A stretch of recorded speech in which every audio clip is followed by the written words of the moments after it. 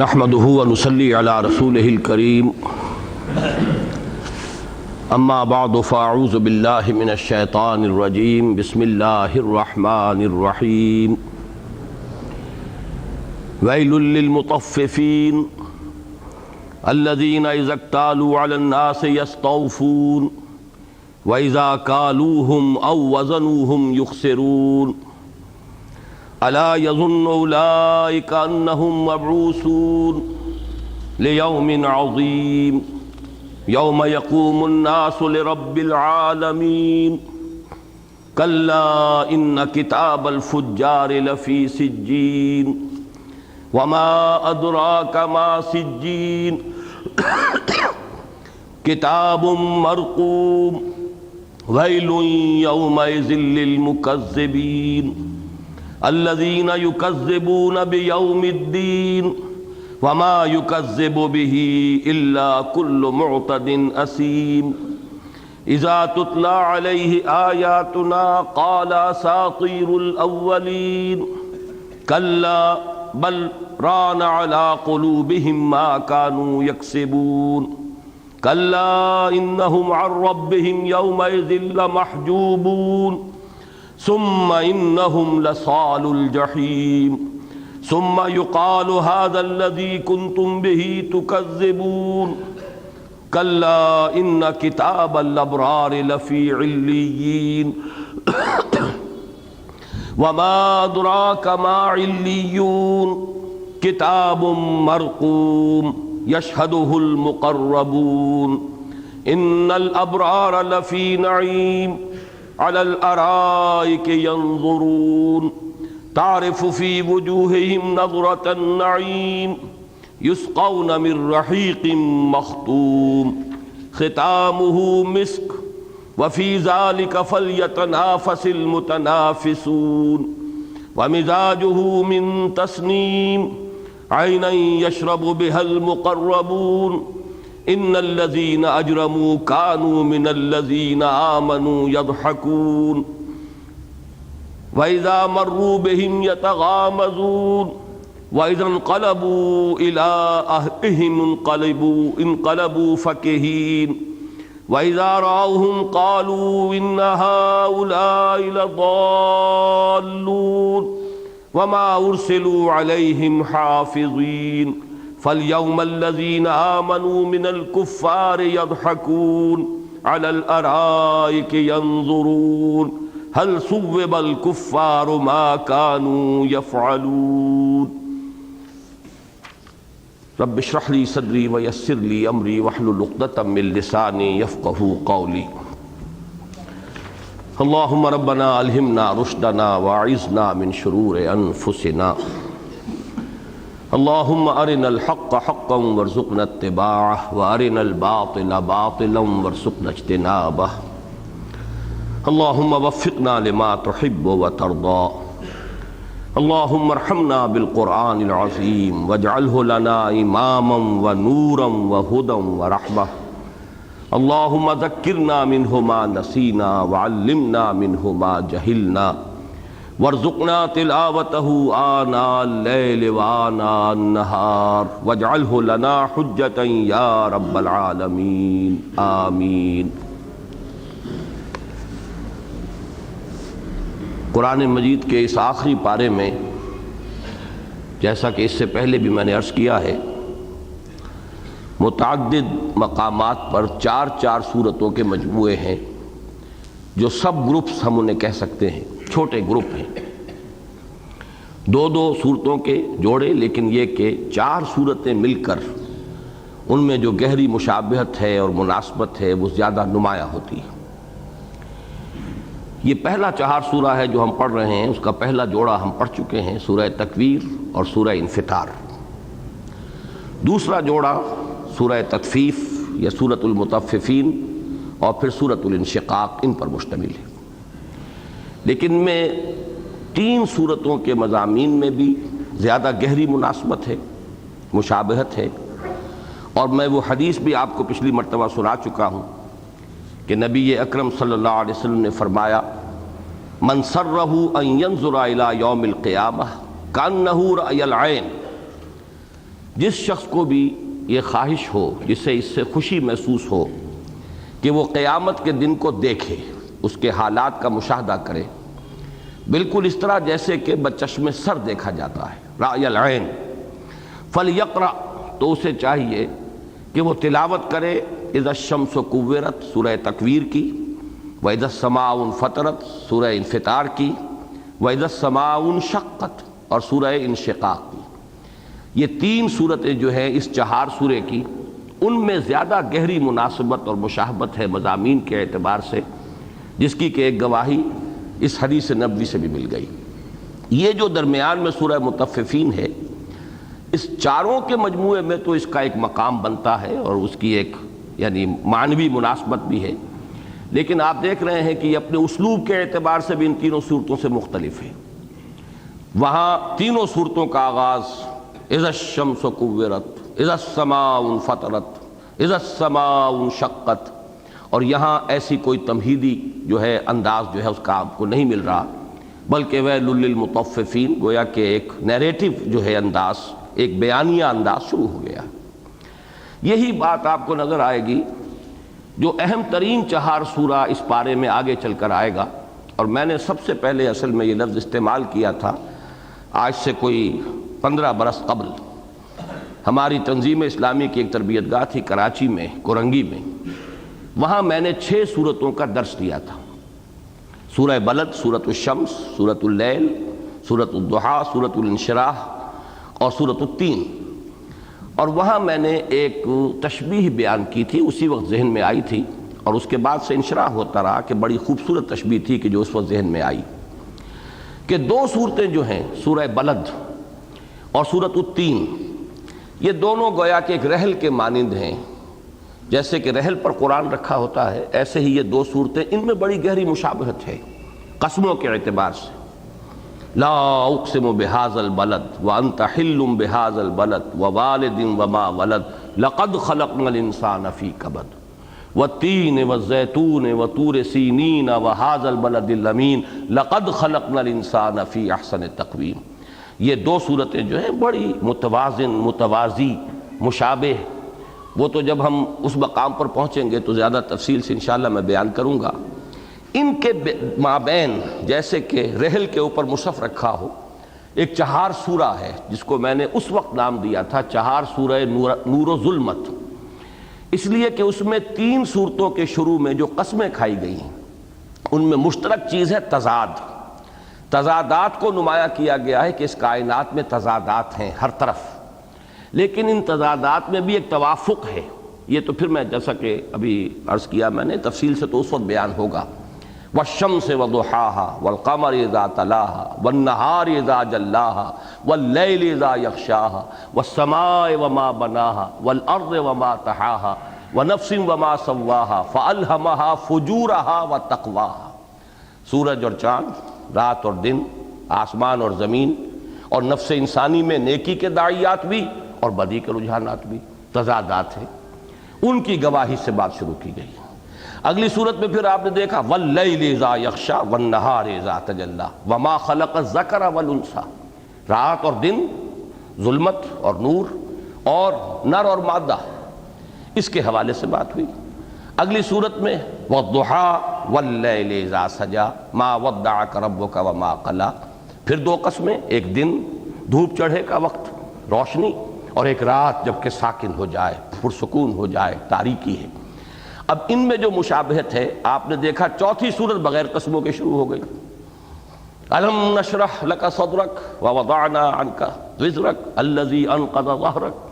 تو یہ جو نسبت ہے کہ 3 صورتوں کے اندر ہم آہنگی ہے، مشابہت ہے، مزاج کے اندر بہت گہرا جو ہے معنوی ربط ہے، 4تھی صورت اپنے اسلوب کے اعتبار سے منفرد ہے۔ تو یہ 4 سورہ، بلکہ یہ لفظ میں نے سب سے پہلے اس وقت استعمال کیا تھا، وہی نسبت آپ یہاں دیکھ رہے ہیں۔ 3 صورتوں کے اندر وہ بالکل مناسبت ہے۔ اذا الشمس کورت، پھر اذا السماء انفطرت، اذا السماء انشقت، لیکن درمیان میں یہ ایک صورت آ گئی۔ فرق صرف یہ ہے کہ وہاں وہ مشابہ صورتیں جو ہیں مسلسل ہیں، اور جو ذرا منفرد مزاج کی ہے وہ آخر میں ہے، 4تھی ہے۔ یہاں یہ ہے کہ وہ جو مشابہ صورتیں ہیں وہ دو پہلے ہیں اور ایک چوتھے نمبر پر ہے، درمیان میں آ گئی ہے سورہ تطفیف کہ جو اپنے اسلوب کے اعتبار سے منفرد ہے۔ یہ چیزیں وہ ہیں کہ جن کی اگرچہ کوئی زیادہ معنوی اہمیت تو نہیں ہے، لیکن قرآن مجید کے اسلوب کے ساتھ اگر ایک ذہنی ہم آہنگی پیدا ہو جائے، اس سے دلچسپی پیدا ہو جائے، تو بہت سے پھر معارف اور معانی کے دروازے کھلتے ہیں۔ اب ایک اور مشابہت کی طرف میں آپ کی توجہ منعطف کراؤں، اس میں بھی آپ دیکھیے یہاں قسمیں نہیں ہیں۔ اذا الشمس کورت واذا النجوم انکدرت، 12 مرتبہ اذا آیا ہے، اگلی صورت میں 4 مرتبہ رہ گیا، اذا السماء انفطرت واذا الکواکب انتصرت واذا البحار فجرت واذا القبور بعثرت، آگے چل کر 2 دفعہ رہ گیا سورہ انشقاق میں، اذا السماء انشقت واذنت لربها وحقت واذا الارض مدت والقت ما فيها وتخلت، گویا کہ وہ تدریجاً اس کے اندر کمی ہو رہی ہے، مضمون جو ہے وہ پھیل رہا ہے، لیکن یہ شواہد جو ہیں ان کی مقدار گھٹ رہی ہے۔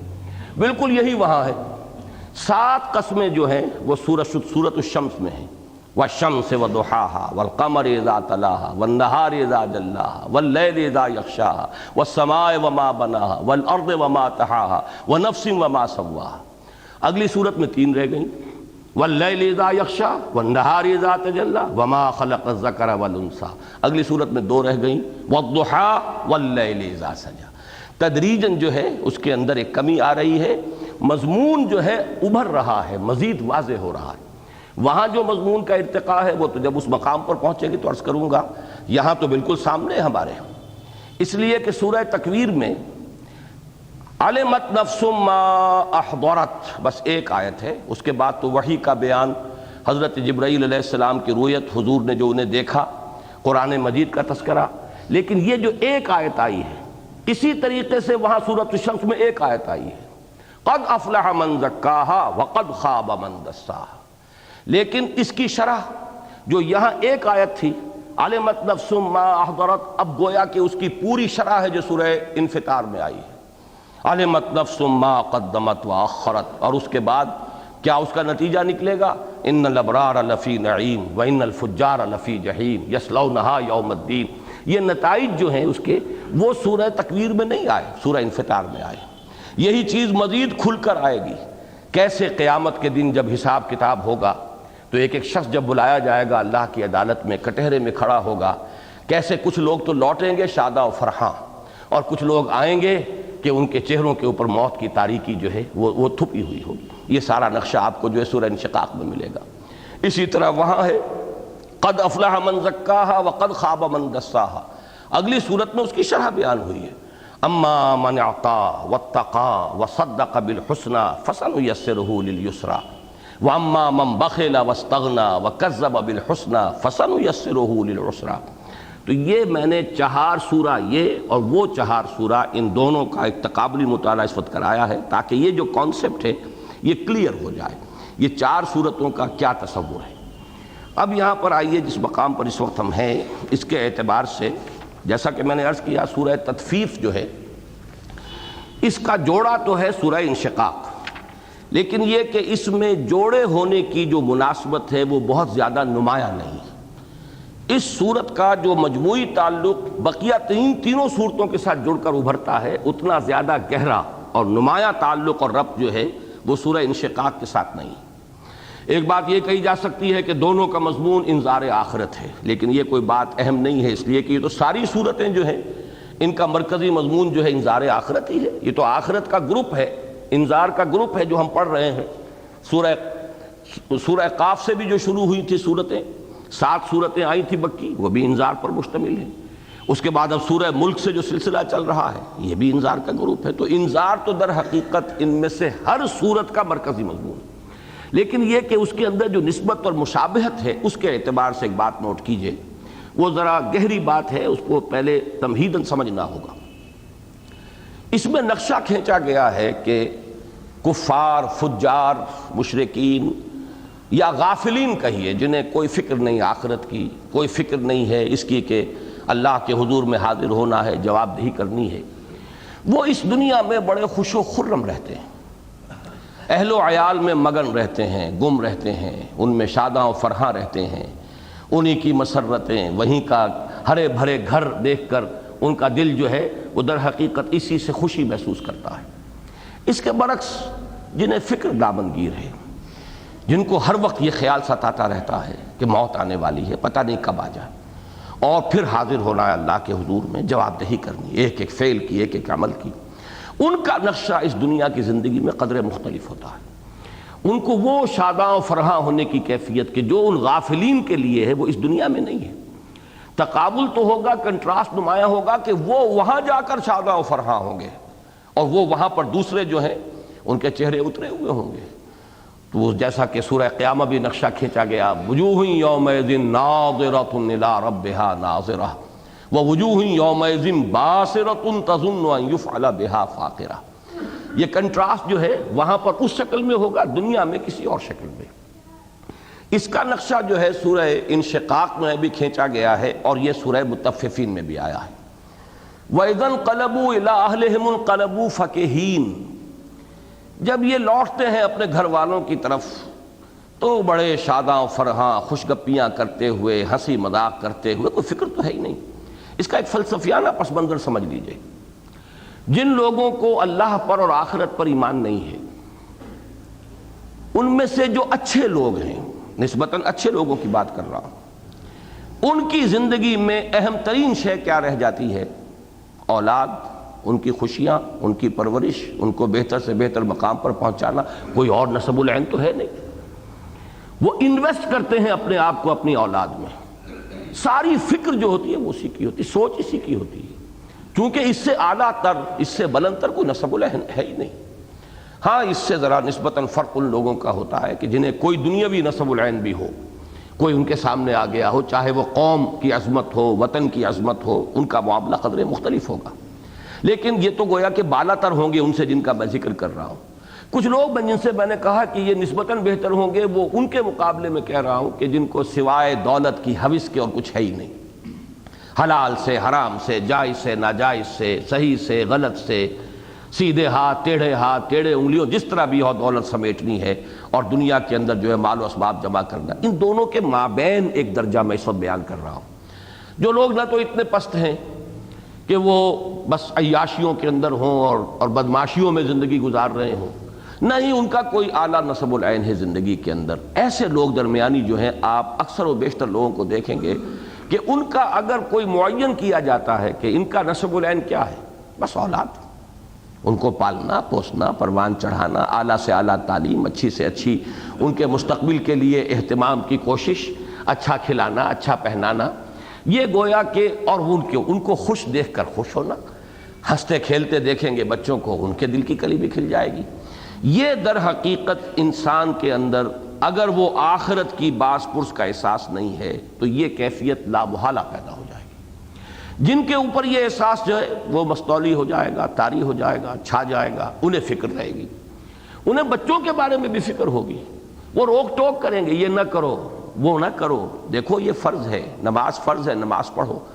پہلے قسم کے لوگوں کو کوئی فکر نہیں ہے، وہ کس طرح ہنستے ہیں، کھیلتے ہیں، عیش کرتے ہیں، انہیں تو مطلوب صرف ان کی خوشی ہے، ان کی خوشی اور خوشحالی۔ لیکن انہیں تو اس کی بھی فکر ہے کہ اللہ کے ہاں ہم سے جواب طلبی ہوگی، تم نے اولاد کے لیے کیا اہتمام کیا تھا، انہیں مسلم اور مومن بنانے کی کوئی کوشش کی تھی، تم نے صرف ان کی دنیاوی تعلیم کا اہتمام کیا، کوئی دینی تعلیم کا اہتمام کیا تھا، تم نے صرف دنیا بنانے کی فکر کی، ان کی آخرت بنانے کی کوئی فکر کی تھی؟ تو وہ کانپتے رہتے ہیں، لرزتے رہتے ہیں، نہ صرف یہ کہ اپنے بارے میں بلکہ یہ کہ اولاد کے بارے میں جو مسئولیت ہے، جو جواب دہی ہے اللہ کے ہاں جو پوچھ گچھ ہوگی، انہیں تو بہرحال روکنا پڑے گا، ٹوکنا پڑے گا، یہ نہ کرو، وہ نہ کرو، دیکھو یہ غلط کام ہے، مت کرو، یہ تم پر فرض ہے، نماز فرض ہے، نماز ادا کرو۔ جیسے کہ حضرت اسماعیل کے بارے میں آتا ہے علیہ الصلاۃ والسلام سورہ مریم میں، کانا یأمر اہلہ بالصلاۃ والزکاۃ، وہ اپنے گھر والوں کو حکم دیتے رہتے تھے نماز اور زکوٰۃ کا۔ تو یہ لوگ جو ہیں، ان کا نقشہ خاندانی اور گھریلو زندگی کا کچھ اور ہے، اور ان غافلوں کا نقشہ کچھ اور ہے۔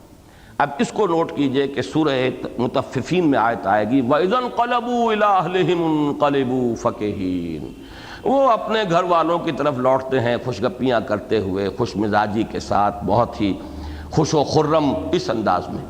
اس کا تقابل کیجئے سورہ قیامہ میں جو آیا، فَلَا صَدَّقَ وَلَا صَلَّى وَلَٰكِنْ كَذَّبَ وَتَوَلَّى ثُمَّ ذَهَبَ إِلَىٰ أَهْلِهِ يَتَمَطَّىٰ، اس نے نہ تصدیق کی نہ نماز پڑھی بلکہ تکذیب کی اور پیٹھ موڑ لی اور پھر چل دیا اپنے گھر والوں کی طرف اینڈتا ہوا اور اکڑتا ہوا۔ یہ نقشہ جو ہے یہ ہے غافلوں کا۔ اب اس میں کفار، فجار، فساق کہنے کو مسلمان ہیں لیکن آخرت کا کوئی فکر ہے ہی نہیں، یعنی وہ بھی اسی زمرے میں آ جائیں گے، وہی دنیا پرستی، وہی ان کی بھی دلچسپیاں، وہی ان کے مشاغل ہیں۔ تو یہاں اس قانونی فرق کو ذہن سے نکال دیجئے کہ کوئی کافر ہے اور کوئی مسلمان ہے، یہاں تو اس حقیقت کی حقیقی کیفیات کے اعتبار سے سوچیں۔ جو غافل ہیں ان کی کیفیت جو ہے وہ یہ ہے وَإِذَا انْقَلَبُوا إِلَىٰ أَهْلِهِمُ انْقَلَبُوا فَكِهِينَ، اور جیسے کہ وہاں فرمایا کہ وہ جاتا ہے ثُمَّ ذَهَبَ إِلَىٰ أَهْلِهِ يَتَمَطَّىٰ۔ اب یہی اگلی صورت میں آئے گا إِنَّهُ كَانَ فِي أَهْلِهِ مَسْرُورًا، یہ سورہ انشقاق میں آیت آئی۔ یقیناً یہ جس کا کہ وہاں تذکرہ ہوگا کہ وہ کفار اور فجار جو ہیں جب وہ لوٹیں گے اس کٹہرے سے، محاسبے کا کٹہرا جو ہے قیامت کے دن کا، وہ جب لوٹیں گے تو موت پکارتے ہوئے جائیں گے، ہائے موت آ جائے، ہائے کسی طرح زندگی جو ہے یہ اب میری زندگی ختم ہو جائے، کاش کہ میں کبھی اٹھایا نہ جاتا، مرا کاش کہ مادر نہ زادے، جیسے کہ اس سے پہلے ہم پڑھ چکے ہیں سورۃ النبا میں، کاش کہ میں مٹی ہوتا اور شرف انسانیت مجھے کبھی ملا نہ ہوتا۔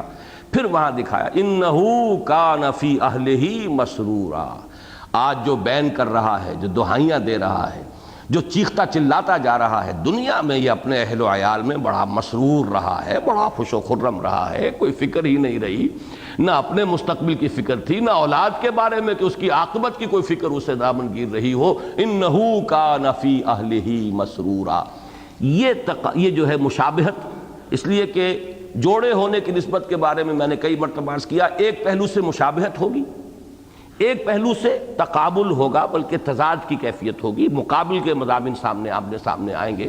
تو میں اس کو نمایاں کر رہا ہوں کہ یہاں پر ایک تو مشابہت ہو گئی، وَإِذَا انْقَلَبُوا إِلَىٰ أَهْلِهِمُ انْقَلَبُوا فَكِهِينَ، یہ سورہ مطففین میں، إِنَّهُ كَانَ فِي أَهْلِهِ مَسْرُورًا، یہ سورہ انشقاق میں۔ تقابل کیا ہے؟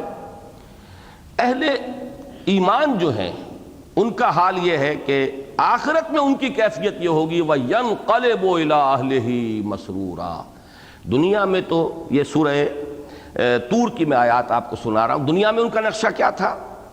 قالو، یہ جنت میں بیٹھے ہوئے اہل جنت کی گفتگو ہے، نقل کی گئی ہے سورۃ الطور میں۔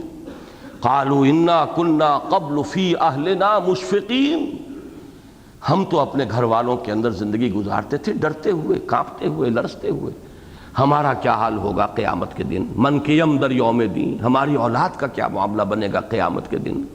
ہم اپنے اعمال کی طرف دیکھتے تھے تو ہمیں تو تباہی نظر آتی تھی، اللہ کی رحمت پر نگاہ کرتے تھے تو امید ہوتی تھی، لیکن اپنے اعمال کو دیکھتے تھے تو لرز اٹھتے تھے۔ تو یہ جو ان کی کیفیت دنیا کی تھی، قالوا انا کنا قبل فی اہلنا مشفقین، دنیا میں یہ حال تھا، لیکن آخرت میں جب کہ ان کا حال وہ ہوگا کہ وہ اب اپنی لوٹیں گے تو اس وقت جو ہے ان کے چہروں کے اوپر ہوائیاں کھن رہی ہوں گی، وہاں یہ ہے کہ اہل ایمان کا حال یہ ہوگا ینقلب الی اہلہ مسرورا، وہ دنیا میں لوٹا کرتے تھے اپنے گھر والوں کی طرف اکڑتے ہوئے، ایڑتے ہوئے، اور وہ اپنے گھر والوں کی طرف لوٹتے تھے خوشیاں مناتے ہوئے، خوش و خرم، اور یہ آخرت میں لوٹیں گے اپنے گھر والوں کی طرف، اہل و عیال کی طرف۔ بچوں میں سے بھی جن کو تربیت دی تھی صحیح، جیسے کہ آیا ہے قرآن مجید میں، ہم ان کو جوڑ دیں گے ان کے ساتھ۔ فرض کیجئے کوئی جنتی ہے، اس کی اولاد میں یا اس کے گھر والوں میں، اہل و عیال میں، بیویوں میں، یا اور اس کی اولاد جو ہے اس میں اگرچہ وہ نیک ہیں، لیکن یہ کہ اس درجے کے نہیں، ان کا مرتبہ وہ نہیں ہے کہ وہ اپنے ان والدین کے ساتھ یا والد کے ساتھ وہ اس درجے کے اندر مساوی ہوں، تو فرمایا کہ ہم انہیں ان کے ساتھ جوڑ دیں گے، ان کی یعنی خوشی کے لیے کہ ان کی اولاد ان کے ساتھ رہے، تاکہ یہ کہ بجائے اس کے کہ ان کا درجہ کم کیا جائے ان کو ساتھ رکھنے کے لیے، ان کے جن کا کم درجہ تھا ان کو اللہ تعالیٰ بلند درجہ عطا فرما دے گا، تاکہ اہل جنت میں یہ اہل جنت جو ہے اپنے اہل و عیال کے ساتھ وارے، بشرطے کہ وہ جو منیمم ہے ریکوائرمنٹ پاس ہونے کی، کم سے کم جو ریکوائرمنٹ اس کو پورا کر لیں۔ تو پھر درجہ بندی کے اعتبار سے اللہ تعالیٰ جو ہے الحقنا بہم ذریتہم، ہم ملا دیں گے ان کے ساتھ ان کی اولاد کو، اگر وہ اولاد بھی بنیادی جو کامیابی ہے اس کو پورا کر چکی ہو۔ تو یہ در حقیقت ہے کہ جو تقابل کیا گیا ہے، یہ اس دنیا میں اینڈتے ہیں اور گھر میں خوش و خرم رہتے ہیں، ان کا اہل جنت کا معاملہ یہ ہوگا اہل ایمان کا، وَيَنْقَلِبُ إِلَىٰ أَهْلِهِ مَسْرُورًا، وہ جب لوٹیں گے اس کٹہرے سے تو جائیں گے خوش و خرم، چہرہ تر و تازہ ہوگا۔ اللہ کی رحمت نے ہمیں قابل عفو اور درگزر قرار دے دیا، اللہ کی رحمت نے اپنے دامن میں ہمیں لے لیا، حساب یسیر سے کے ذریعے ہی ہماری جو ہے جان چھٹ گئی، تفصیلی حساب ہی ہم سے نہیں لیا گیا۔ یہ تقابل ہے اور وہ مشابہت ہے، یہ ہے ان دونوں کے مابین جوڑے ہونے کا معاملہ۔ باقی میں چند نکات اور میں نوٹ کر کے لایا ہوں کہ اس 4 سورے میں سورہ تکویر کا اصل جوڑا سورہ انفطار ہے، لیکن بعض اعتبارات سے اس کی بڑی گہری مشابہت جو ہے وہ آخری سورت سے ہے، سورہ انشقاق کے ساتھ۔ جیسے سورہ تکویر میں درمیان میں پھر قسمیں آئی ہیں، فلا اقسم بالخنس الجوار الکنس واللیل اذا عسعس والصبح اذا تنفس، ایسے ہی سورہ انشقاق میں درمیان میں آئی ہیں، فلا اقسم بالشفق واللیل وما وسق والقمر اذا اتسق لترکبن طبقا عن طبق۔ اس انداز سے ان سورہ تکویر اور سورہ انشقاق کے اندر مشابہت ہے۔ اسی طریقے سے سورہ مطففین کا اصل جوڑا تو سورہ انشقاق ہے، اور اس میں جو بھی مشابہت کی باتیں ہیں اور جو ان کے اندر نسبت زوجیت ہے وہ میں بیان کر چکا ہوں، لیکن آپ دیکھیے کہ اس کی بھی بڑی گہری مناسبت جو ہے وہ در حقیقت سورہ انفطار کے ساتھ ہے۔ سورہ انفطار میں جو ابرار اور فجار اس کا لفظ آیا، ان الابرار لفی نعیم ان الفجار لفی جحیم، یہی مضمون ہے جو مزید کھل کر آ رہا ہے، ان کتاب الفجار لفی سجین، یہ سورہ مطففین میں، ان کتاب الابرار لفی علیین، اب یہ جو مضمون آگے کھل رہا ہے اور ان کے جو مقامات ہیں ان کو نمایاں کیا جا رہا ہے، تو ایک گہری مناسبت جو ہے وہ ان دونوں صورتوں کے مابین ہے۔ ایک تیسری بات دیکھیے، یہ جو آخری 2 صورتوں یعنی دونوں جوڑوں کی جو دوسری صورتیں ہیں، سورہ انفطار سورہ انشقاق، ان میں بڑی گہری مشابہت ہے۔ قسموں کے حوالے سے تو ہے ہی، اذا السماء انفطرت، یہاں ہے اذا السماء انشقت، تقریباً توازن کے ساتھ اتنی ہی آیات ادھر آئی ہیں اتنی ادھر آئے گی، اور اس کے فوراً بعد یا ایھا الانسان ما غرک بربک الکریم، اور سورہ انشقاق یا ایھا الانسان انک کادح الی ربک کدحا فملاقیہ۔ تو یہ مشابہت ہیں، بعض اعتبارات سے دوسری اور چوتھی صورت میں مشابہت ہے، بعض اعتبارات سے پہلی اور چوتھی صورت میں مشابہت ہے، بعض اعتبارات سے دوسری اور تیسری میں مشابہت ہے، لیکن جوڑے ہونے کا تعلق یہی ہے کہ پہلی 2 جوڑے کی حیثیت سے ہیں، آخری 2 جوڑے کی حیثیت سے ہیں۔ بس اسی پر اکتفا کیجئے، اور اب چلیے اور اب ہم مطالعہ کرتے ہیں لفظ بلفظ۔ ارشاد ہوا ویل للمطففین، ہلاکت ہے، بربادی ہے، تباہی ہے مطففین کے لیے۔ دونوں الفاظ کا معنی جو ہے وہ سمجھ لیجئے۔ ویل کا لفظ تو بہت مرتبہ پہلے بھی آ چکا ہے، ویل یومئذ للمکذبین، یہ تو سورہ مرسلات میں تو کتنی ہی مرتبہ یہ آیت دہرا کر آئی۔ ویل کا لفظ آتا ہے کسی کی حالت پر افسوس سے بھی زیادہ حسرت کی کیفیت، ایک اظہار حسرت، کتنا برا انجام، کیسی بری جو ہے صورتحال ہے جو جس سے سابقہ پیش آنے والا ہے، کتنی عظیم ہلاکت، کتنی بڑی تباہی۔ یہ 3 الفاظ نوٹ کر لیجئے۔ ویل آتا ہے کسی کی حالت پر حسرت کے انداز میں اس کے برے انجام کا بیان۔ ویح کا لفظ آتا ہے کسی پر قابل افسوس لیکن ترحم اور رحم کے انداز میں، جذبہ ترحم اس کے اندر، ویح کا افسوس ہے تجھ پر، تجھے کیا ہوا، تو کیا کر رہا ہے۔ تو یہ دونوں الفاظ بڑے قریب ہیں۔ ویس کہتے ہیں کسی چیز کے اندر حقارت کا مفہوم لانے کے لیے، تو ویل، ویس، ویح، یہ تینوں الفاظ جو ہیں بہت ایک دوسرے کے قریب مشابہ ہیں۔ فرق کیا ہے کہ ویل میں کسی کے ہلاکت اور تباہی کا ذکر ہے لیکن حسرت کے انداز میں، حسرت ہے، وہ جو مصرع یاد آیا، حسرت تو ان غنچوں پہ ہے جو بن کھلے مرجھا گئے، وہ حسرت کا انداز ہے۔ ویل جو ہے وہ افسوس کا اور ترحم کا انداز ہے، قابل رحم، آپ کے جذبات جو ہیں ان کے اندر ایک رحم کی کیفیت پیدا ہو رہی ہے، وہ ویح ہے، اور ویس ہے کسی شے کی حقارت کے لیے۔ ویسے یہ کہ بعض روایات سے یہ معلوم ہوتا ہے کہ جہنم کی ایک خاص وادی کا نام بھی ویل ہے۔ یہ ایک علیحدہ بات ہوگی کہ جہنم، اور جس کے بارے میں الفاظ یہ آتے ہیں کہ وہ وادی ہے جس سے خود جہنم بھی پناہ مانگتی ہے، یعنی یوں سمجھیے کہ جہنم کی وادیوں میں مختلف جگہیں ہیں، جیسے کہ جو معراج کی احادیث ہیں ان میں بھی نقشے کھینچے گئے ہیں، مختلف قسم کے گناہوں کے لیے مختلف سزائیں ہیں وہاں پر، اور اس کے لیے مختلف علاقے ہوں گے کہ کس کے لیے کون سی جگہ ہے۔ ان میں سے خاص ایک جو ہے ویل، ایک ایسی وادی کا نام بھی ہے کہ جو سب سے زیادہ خوفناک اور سب سے زیادہ اندوہناک ہے، اور جس سے کہ خود جہنم پناہ مانگتی ہے۔ تو گویا کہ اس اعتبار سے بھی کوئی اس کے اندر تضاد نہیں ہے، مانوی جو اس کی لغوی معنویت ہے وہ بھی، اور اگر یہ واقعتاً وہ روایات اگر مستند ہیں، میں ان کی جو سند کا جو درجہ ہے اس کے اعتبار سے میں کچھ نہیں کہہ سکتا۔ بہرحال یہ مفسرین نے اس کو نقل کیا ہے کہ بعض روایات میں آیا ہے کہ ویل جہنم کی ایک ایسی وادی کا نام ہے جس سے خود جہنم پناہ مانگتی ہے۔ ویل للمطففین، مطفف، طف کہتے ہیں کسی نہایت ہی حقیر شے کو، بہت معمولی سی شے، اور مطففین یا تطفیف کا لفظ آتا ہے یہ جو ڈنڈی ماری جاتی ہے تولتے ہوئے۔ اس میں در حقیقت اس لفظ سے کیوں لایا گیا کہ انسان جب ڈنڈی مارتا ہے تو کتنی کمائی کر لے گا اس میں؟ سیر تول رہا تھا تو 15 چٹانک یا 15.5 چٹانک تولے گا، اس سے زیادہ تو فرق نہیں ڈال سکتا۔ نہایت حقیر شے کے لیے اپنا ایمان بیچ دینا، یہ گویا کہ انتہائی گری ہوئی حرکت، یعنی کسی بڑی شے کے لیے بھی انسان نے کوئی سودا کیا ہوتا۔ مجھے وہ مصرع یاد آ رہا اقبال کا کہ قوم فروختند و چہ ارزاں فروختند، ایک قوم کو فروخت کیا ہے، انگریزوں نے پوری کشمیری قوم کو فروخت کیا اور چند لاکھ روپے میں فروخت کر دیا سکھوں کے ہاتھ، ڈوگروں کے ہاتھ۔ قوم فروختند و چہ ارزاں فروختند، تو انسان اپنا ایمان بیچ رہا ہے، اور کس شے کے عوض؟ کتنا فرق ہو جائے گا؟ اگر دودھ سیر بر تول ناپنا تھا، اس میں آپ کمی کریں گے، 15 چٹانک کر دیں گے، 15.5 کر دیں گے، اور کیا کریں گے؟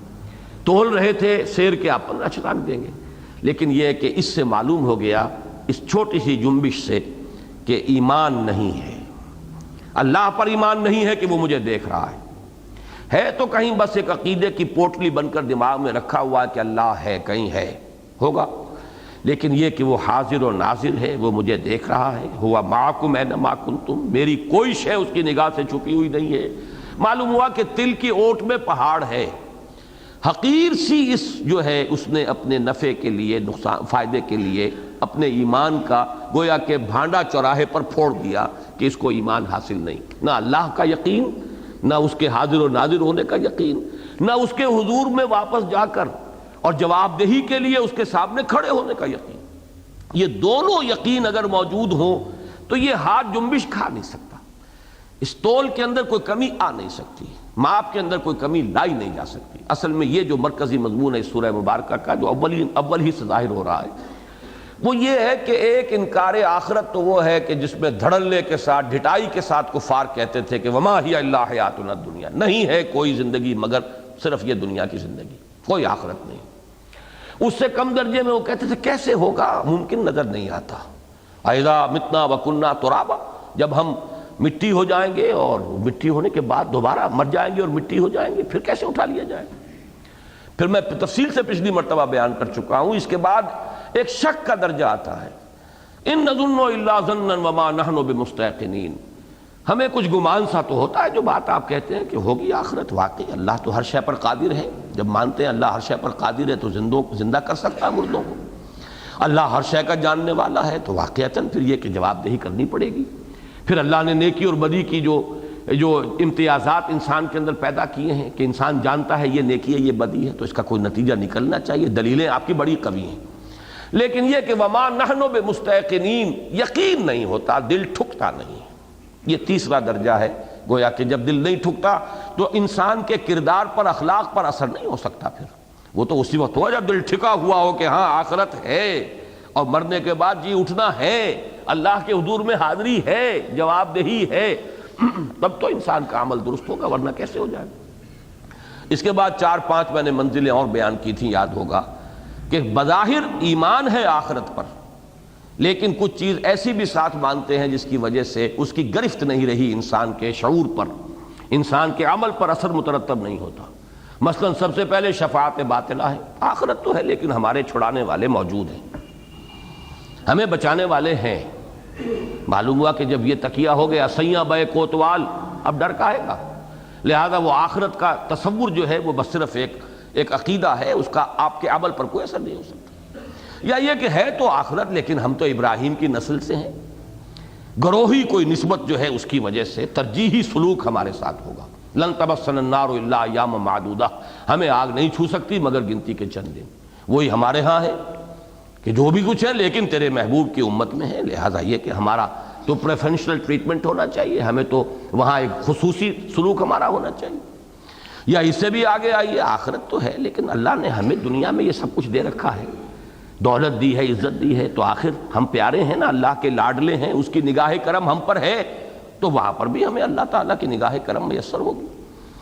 لَأُوتَيَنَّ مَالًا وَوَلَدًا، مجھے سب کچھ ملے گا. جیسے کہ سورہ کہف میں خاص طور پر یہ پورا ایک رکوع آیا ہے اس مضمون پر، وَلَئِن رُدِدتُّ إِلَىٰ رَبِّي لَأَجِدَنَّ خَيْرًا مِّنْهَا مُنقَلَبًا، اگر میں لوٹا ہی دیا گیا اپنے رب کی طرف تو مجھے یہاں سے بھی بہتر ملے گا. آخر ہمیں یہاں سب کچھ دیا ہے تو اس کی نگاہ کرم ہم پر ہے. آخری بات میں نے عرض کی تھی، سب سے سٹل انداز، ٹھیک ہے آخرت ہے لیکن یہ اللہ تو بڑا غفور ہے، بڑا رحیم ہے، بڑا کریم ہے.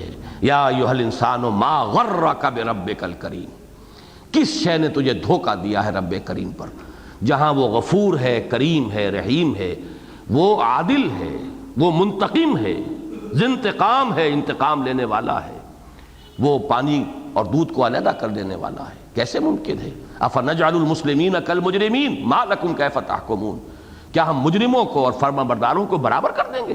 کیا ہو گیا تمہیں؟ کیسی بے عقلی کی باتیں کرتے ہو، کیسی رائے دے رہے ہو؟ یہ مضمون تھا، یا ایھا الانسان ما غرک بربک الکریم الذی خلقک فسواک فعدلک فی ای صورۃ ما شاء رکبک کلا بل تکذبون بالدین. اب اس سے بھی نیچے اتریے. ایک شخص فرض کیجئے ان میں سے کوئی بات بھی نہیں کہہ رہا لیکن اس کا عمل بتا رہا ہے کہ اس کا آخرت پر یقین نہیں ہے. وہ ہے اس صورت کا مضمون. تدریجاً یہ مضمون جو آ رہا ہے، سورہ تکویر، پھر سورہ انفطار، اور اب یہ سورہ تطفیف، کہ عمل سے گویا کہ دلیل لائی جا رہی ہے کہ یقین نہیں ہے. یہ عمل، ہاتھ کی یہ جنبش ثابت کر رہی ہے کہ نہ اللہ کا یقین ہے نہ آخرت کا یقین. اللہ کا اگر ہے بھی تو آخرت کا یقین نہیں. یہ جو عملی تکذیب ہے، زبان سے نہیں تکذیب، عملی تکذیب، وہ ہے جو اس صورت کا مضمون ہے. ویل للمطففین، ہلاکت ہے، بربادی ہے، ویل ہے ان کے لیے کہ جو کمی کر دیتے ہیں، حقیر سی منفعت کے لیے ایمان بیچ دیتے ہیں.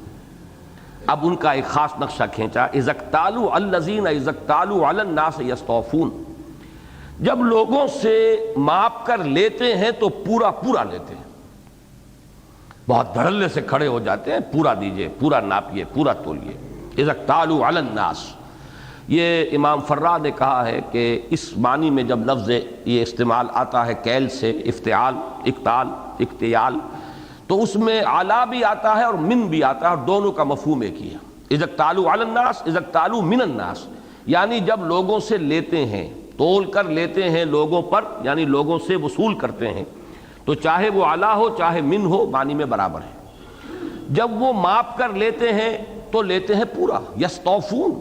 وَإِذَا كَالُوهُمْ أَوْ وَزَنُوهُمْ، اور جب وہ ماپ کر دیتے ہیں ان کو، لوگوں کو، ہم یہاں الناس، علی الناس کی بجائے اب یہاں پر کالوہم، اور یہاں محذوف مانا جائے گا حرف جار لام. اذا کالو لہم او وزنوا لہم یخسرون، جب ان کے لیے ماپتے ہیں اور ان کے لیے تولتے ہیں تو کم کر دیتے ہیں. لینے کے بات اور ہیں، دینے کے بات اور ہیں. دھڑلے کے ساتھ کھڑے ہو کر اپنا حق تو وصول کرتے ہیں لیکن دوسروں کا حق ادا کرنے کے لیے تیار نہیں، اس میں ڈنڈی مارتے ہیں. اب یہ ایک پورا کردار ہے. اس میں ایک بحث کی ہے مولانا اصلاحی صاحب نے، اور وہ میں سمجھتا ہوں متعلق بھی ہے اور بڑی عمدہ بحث ہے، کہ یہ جو ہے پورا لینا، یہ شے تو کوئی معیوب نہیں ہے. کیوں اس کا تذکرہ ہو رہا ہے؟ تو اصل میں تو ہو رہا ہے اس لیے کہ تقابل آ جائے کہ ان کے دینے کے بات اور ہیں، لینے کے بات اور ہیں. پورا لینا تو چاہیے لیکن دینا بھی پورا چاہیے. لیکن اس سے بھی اہم تر بات یہ ہے کہ اصل میں اس سے دلیل نکلتی ہے کہ فطرت انسانی میں یہ ہے کہ پورا پورا بدلہ ملنا چاہیے.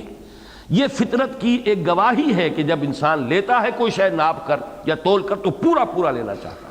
معلوم ہوا کہ فطرت انسانی میں جزا و سزا کے لیے اور ایک قانون مجازات جو ہے یہ فطرت کے اندر ایک چیز موجود ہے. لیکن انسان جو خارجی داعیات ہیں، ثانوی داعیات ہیں، خود غرضی ہے، دنیا کی محبت ہے، ماحول کا اثر ہے، دولت کی ایک دوڑ لگی ہوئی ہے، کیٹ ریٹ جس کو آپ آج کل کے ریٹ ریس لگی ہوئی ہے، وہ سب کیا ہے؟ بڑی جلدی سے دولت مند بن جائیں، اس کی وجہ سے بے ایمانی ہے، اس کی وجہ سے خیانت ہے، اس کی وجہ سے لوگوں کو دھوکہ دینا ہے، اس کی وجہ سے ان کے حقوق تلف کرنا ہے۔ ویل للمطففین الذین اذا اکتالوا علی الناس یستوفون واذا کالوہم او وزنوہم یخسرون۔ اب نتیجہ آ رہا ہے، الا یظن اولئک انہم مبعوثون لیوم عظیم یوم یقوم الناس لرب العالمین۔ کیا ان لوگوں کو یہ گمان نہیں ہے؟ یہ ظن کا لفظ عربی زبان میں گمان کے لیے بھی آتا ہے، یقین کے لیے بھی آتا ہے۔ وَظَنُّوا أَنَّهُمْ مُوَاقِعُوهَا سورہ کہف میں آیا ہے، جب کفار یقین انہیں ہو جائے گا کہ اب تو جہنم میں جھونک ہی دیے جائیں گے، وہ تو جب سامنے جہنم ہوگی اور کھڑے ہوں گے تو انہیں یقین ہوگا، اب کوئی شک و شبے کی بات نہیں۔ تو ظن جو ہے ہمارے ہاں اردو میں اس کا استعمال صرف گمان کے لیے آتا ہے، عربی میں یہ تمام درجے اس میں شامل ہیں، گمان سے لے کر یقین تک۔ الا یظن اولئک انہم مبعوثون، اس لیے کہ محض ظن اگر ہو وہ انسان کے کردار پر اثر انداز نہیں ہو سکتا۔ جو میں آپ کو آیت سنا چکا ہوں، ان نظن الا ظنا وما نحن بمستيقنین، ظن تو کچھ ہوتا ہے، گمان تو ہوتا ہے، ہم بھی کرتے ہیں ایک ظن، لیکن یقین نہیں ہو رہا، دل نہیں ٹھک رہا۔ جب دل نہیں ٹھکے گا، یقین نہیں ہوگا، تو عمل کے اندر جو ہے ایمان بالآخرت کی جھلک نظر نہیں آئے گی، عمل درست نہیں ہوگا، امانت و دیانت کہاں سے آ جائے گی؟ یہاں پہ وہ منطقی بات بتائی جا رہی، الا یظن اولئک انہم مبعوثون، کیا انہیں یہ یقین نہیں ہے؟ یعنی یہ کہ کیا یقین نہیں ہے؟ گویا کہ وہ کہہ یہ رہے ہیں کہ ہمارا ایمان ہے، در حقیقت یہ سوالیہ نشان خود بتا رہا ہے کہ دعویٰ ان کا کچھ اور ہے، لیکن یہ کہ ان کا عمل کچھ اور ثابت کر رہا ہے۔ الا یظن اولئک انہم مبعوثون لیوم عظیم یوم یقوم الناس لرب العالمین، کیا انہیں یہ یقین نہیں ہے کہ یہ اٹھائے جائیں گے بعث بعد الموت؟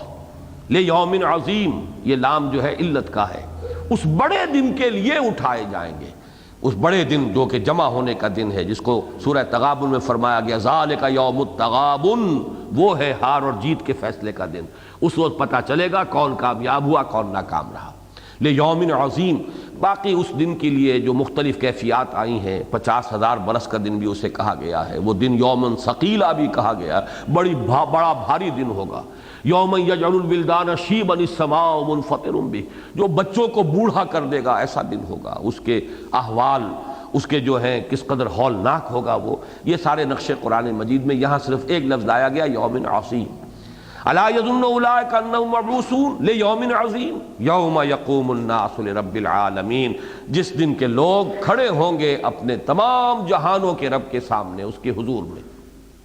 لام یہاں پر لے جو آیا ہے یہ دونوں معنی دے رہا ہے، یا تو یہ کہ انتظار میں ہوں گے، یہ بعض روایات میں آتا ہے کہ میدان حشر میں، بلکہ شفاعت کبریٰ کا جو تذکرہ آتا ہے حدیث میں وہ تو اسی انداز سے ہے کہ میدان حشر میں جو ہے لوگوں کا برا حال ہوگا، پسینوں کے اندر ڈوبے ہوئے ہوں گے، سخت تبازت ہوگی، سورج کا نہایت قرب ہوگا۔ اس وقت ہر شخص یہ چاہے گا جلدی سے یہ مرحلہ طے ہو جائے، حساب کتاب ہو، جو ہونا ہے ہو جائے، کیونکہ انسان کی یہ طبیعت ہے کہ وہ یہ چاہتا کہ جو ہونا ہے ہو جائے، ادھر ہونا ہے تو ادھر ہو جائے، ادھر ہونا ہے تو ادھر ہو جائے، کیونکہ فوری جو کیفیت ہوتی ہے اس کا تاثر سب سے زیادہ گہرا ہوتا ہے۔ آگے جو ہونا ہے وہ دیکھا جائے گا، لیکن اس وقت تو یہ معاملہ جلد از جلد جو ہے یہ قضیہ جو ہے وہ چک جائے۔ اس وقت جو ہے حضور صلی اللہ علیہ وسلم ہی وہ شفاعت کبریٰ جو ہے وہ یہ ہے کہ حضور فرمائیں گے، درخواست کریں گے اللہ تعالیٰ کی جناب میں کہ پروردگار اب وہ محاسبہ حساب کتاب شروع کر لیں، جو کچھ بنی ہوئی ہے لوگوں کے اوپر اس وقت اس میدان حشر میں کھڑے ہوئے، جو سختی ہے، اس سختی کو کم کرنے کے لیے، اس مہلت جو ہے وہ اس کی جو لمبائی ہے اس کو کم کرنے کے لیے کہ پروردگار اب وہ جو ہے حساب کتاب کا معاملہ جو ہے محاسبہ، اس کا آغاز کر دیا جائے۔ یہ بھی ایک شفاعت ہے جو محمد رسول اللہ فرمائیں گے صلی اللہ علیہ وسلم۔ تو لرب العالمین لام انتظار کے لیے بھی ہو سکتا ہے، جس لوگ کھڑے ہوں گے تمام جہانوں کے پروردگار کے فیصلے کے انتظار میں کہ وہ حساب کا سلسلہ، حساب کتاب کا شروع ہو۔ اور لام جو ہے سامنے کے معنی میں بھی، جبکہ کھڑے ہوں گے تمام کے تمام انسان اللہ کے حضور میں، اللہ کے سامنے۔ یہ آگے چل کر اور بھی آ جائے گا کہ سب صفاً صفا کھڑے ہوں گے، اور جا ربک والملک صفاً صفا وجیء یومئذ بجہنم یومئذ یتذکر الانسان وانیٰ لہ الذکریٰ، اس سے پہلے سورہ نبا میں بھی نقشہ آ چکا ہے، یوم یقوم الروح والملائکۃ صفا لا یتکلمون الا من اذن له الرحمن وقال صوابا، تو کھڑے ہوں گے پروردگار کے حضور میں۔ کلا ان کتاب الفجار لفی سجین، اب یہ فجار اور ابرار کا جو معاملہ سابقہ صورت میں آیا تھا سورہ انفطار میں، اب وہ یہاں قدر تفصیل سے آ رہا ہے۔ یہاں ذرا سا یہ اور نوٹ کر لیجئے کہ قرآن حکیم میں یہ مضمون کہ ایمان بالآخرہ کا انکار اگر کیا جائے تو عمل غلط ہو جائے گا، اور عمل غلط ہے تو گویا کہ آخرت پر ایمان نہیں ہے۔ یہ ایک ہی مضمون کے دو رخ ہیں۔ ایک رخ تو یہاں آ گیا، ویل للمطففین الذین اذا اکتالوا علی الناس یستوفون واذا کالوہم او وزنوہم یخسرون الا یظن اولئک انہم مبعوثون لیوم عظیم یوم یقوم الناس لرب العالمین۔ یہی مضمون عکسی ترتیب کے ساتھ آگے آئے گا، ارأیت الذی یکذب بالدین فذلک الذی یدعو الیتیم ولا یحض علی طعام المسکین فویل للمصلین الذین هم عن صلاتهم ساہون الذین هم یراؤون ویمنعون الماعون۔ وہ سورہ مبارکہ جو ہے، ان آیات جو اب تک ہم نے پڑھی ہیں، یہ 6 آیات، یوں سمجھئے کہ ان کا تقابل اس صورت کے ساتھ اگر آپ کریں گے تو یہ ایک ہی مضمون کو دو رخوں سے لیا گیا ہے۔ یہاں کردار کی پستی سے دلیل یہ ہے کہ آخرت کا یقین نہیں، وہاں آخرت کے یقین کا نتیجہ کردار کی پستی۔ ارأیت الذی یکذب بالدین فذلک الذی یدعو الیتیم، کیا تم نے دیکھا اس شخص کو جو جزا و سزا کا انکاری ہے، انکار کرتا ہے جزا و سزا کا؟ وہی تو ہے جو یتیم کو دھکے دیتا ہے، جو مسکین کو کھانا کھلائے، خود تو کیا کھلائے گا، کسی اور کو بھی ترغیب دینے کو تیار نہیں۔ وہی تو ہے جو نماز بھی پڑھتا ہے تو صرف دکھاوے کے لیے پڑھتا ہے، الذین هم یراؤون، اپنی نماز کی اصل حقیقت سے غافل، صرف یہ کہ ایک رسم ہے، رہ گئی رسم اذاں روح بلالی نہ رہی اور فلسفہ رہ گیا تلقین غزالی نہ رہی، ایک رسم ہے، اور وہ رسم بھی کس لیے؟ الذین هم یراؤون، وہ صرف ریاکاری کے لیے، دکھاوے کے لیے، ویمنعون الماعون، اور کردار کی پستی کا یہ عالم ہے کہ جو مانگی چیزیں ایک دوسرے کو دے دی جاتی ہیں، عام گھریلو استعمال کی، وہ بھی دینے کو تیار نہیں ہے۔ یہ ہے کردار کی پستی جو منطقی نتیجہ ہے کس کا؟ آخرت کے انکار کا۔ ارأیت الذی یکذب بالدین فذلک الذی یدعو الیتیم ولا یحض علی طعام المسکین فویل للمصلین الذین هم عن صلاتهم ساہون الذین هم یراؤون ویمنعون الماعون۔ یہاں دوسری ترتیب ہے، ویل للمطففین، کردار کی پستی، کم تولنا، کم ماپنا، ایمان بیچ دینا بہت ہی حقیر سے نفع کے لیے۔ یہ کیوں ہے؟ الا یظن اولئک انہم مبعوثون لیوم عظیم یوم یقوم الناس لرب العالمین۔ اب چلیے، کلا ان کتاب الفجار لفی سجین، کوئی نہیں، یقیناً اعمال نامہ فجار کا سجین میں ہے۔ فجار کے لفظ پر پچھلی مرتبہ تفصیلی بحث میں کر چکا ہوں۔ فا جیم را کا مادہ آتا ہے کسی شے کے پھٹنے کے لیے، ٹوٹنے کے لیے۔ فجر صبح کا وقت، جبکہ رات کی تاریکی کا پردہ چاک ہوتا ہے اور سپیدہ سحر نمودار ہو جاتا ہے۔ اسی طریقے سے اذا خاصم فجرا، جب کہیں کسی سے جھگڑا ہو جائے، آدمی آپے سے باہر ہو جائے، گویا کہ سیلف کنٹرول نہیں رہا، نہ زبان پر کنٹرول رہا، وہ اشتعال کے اندر آیا ہوا ہے، جو منہ میں آیا ہے بک رہا ہے، یہ ہے خاصمہ فجرہ۔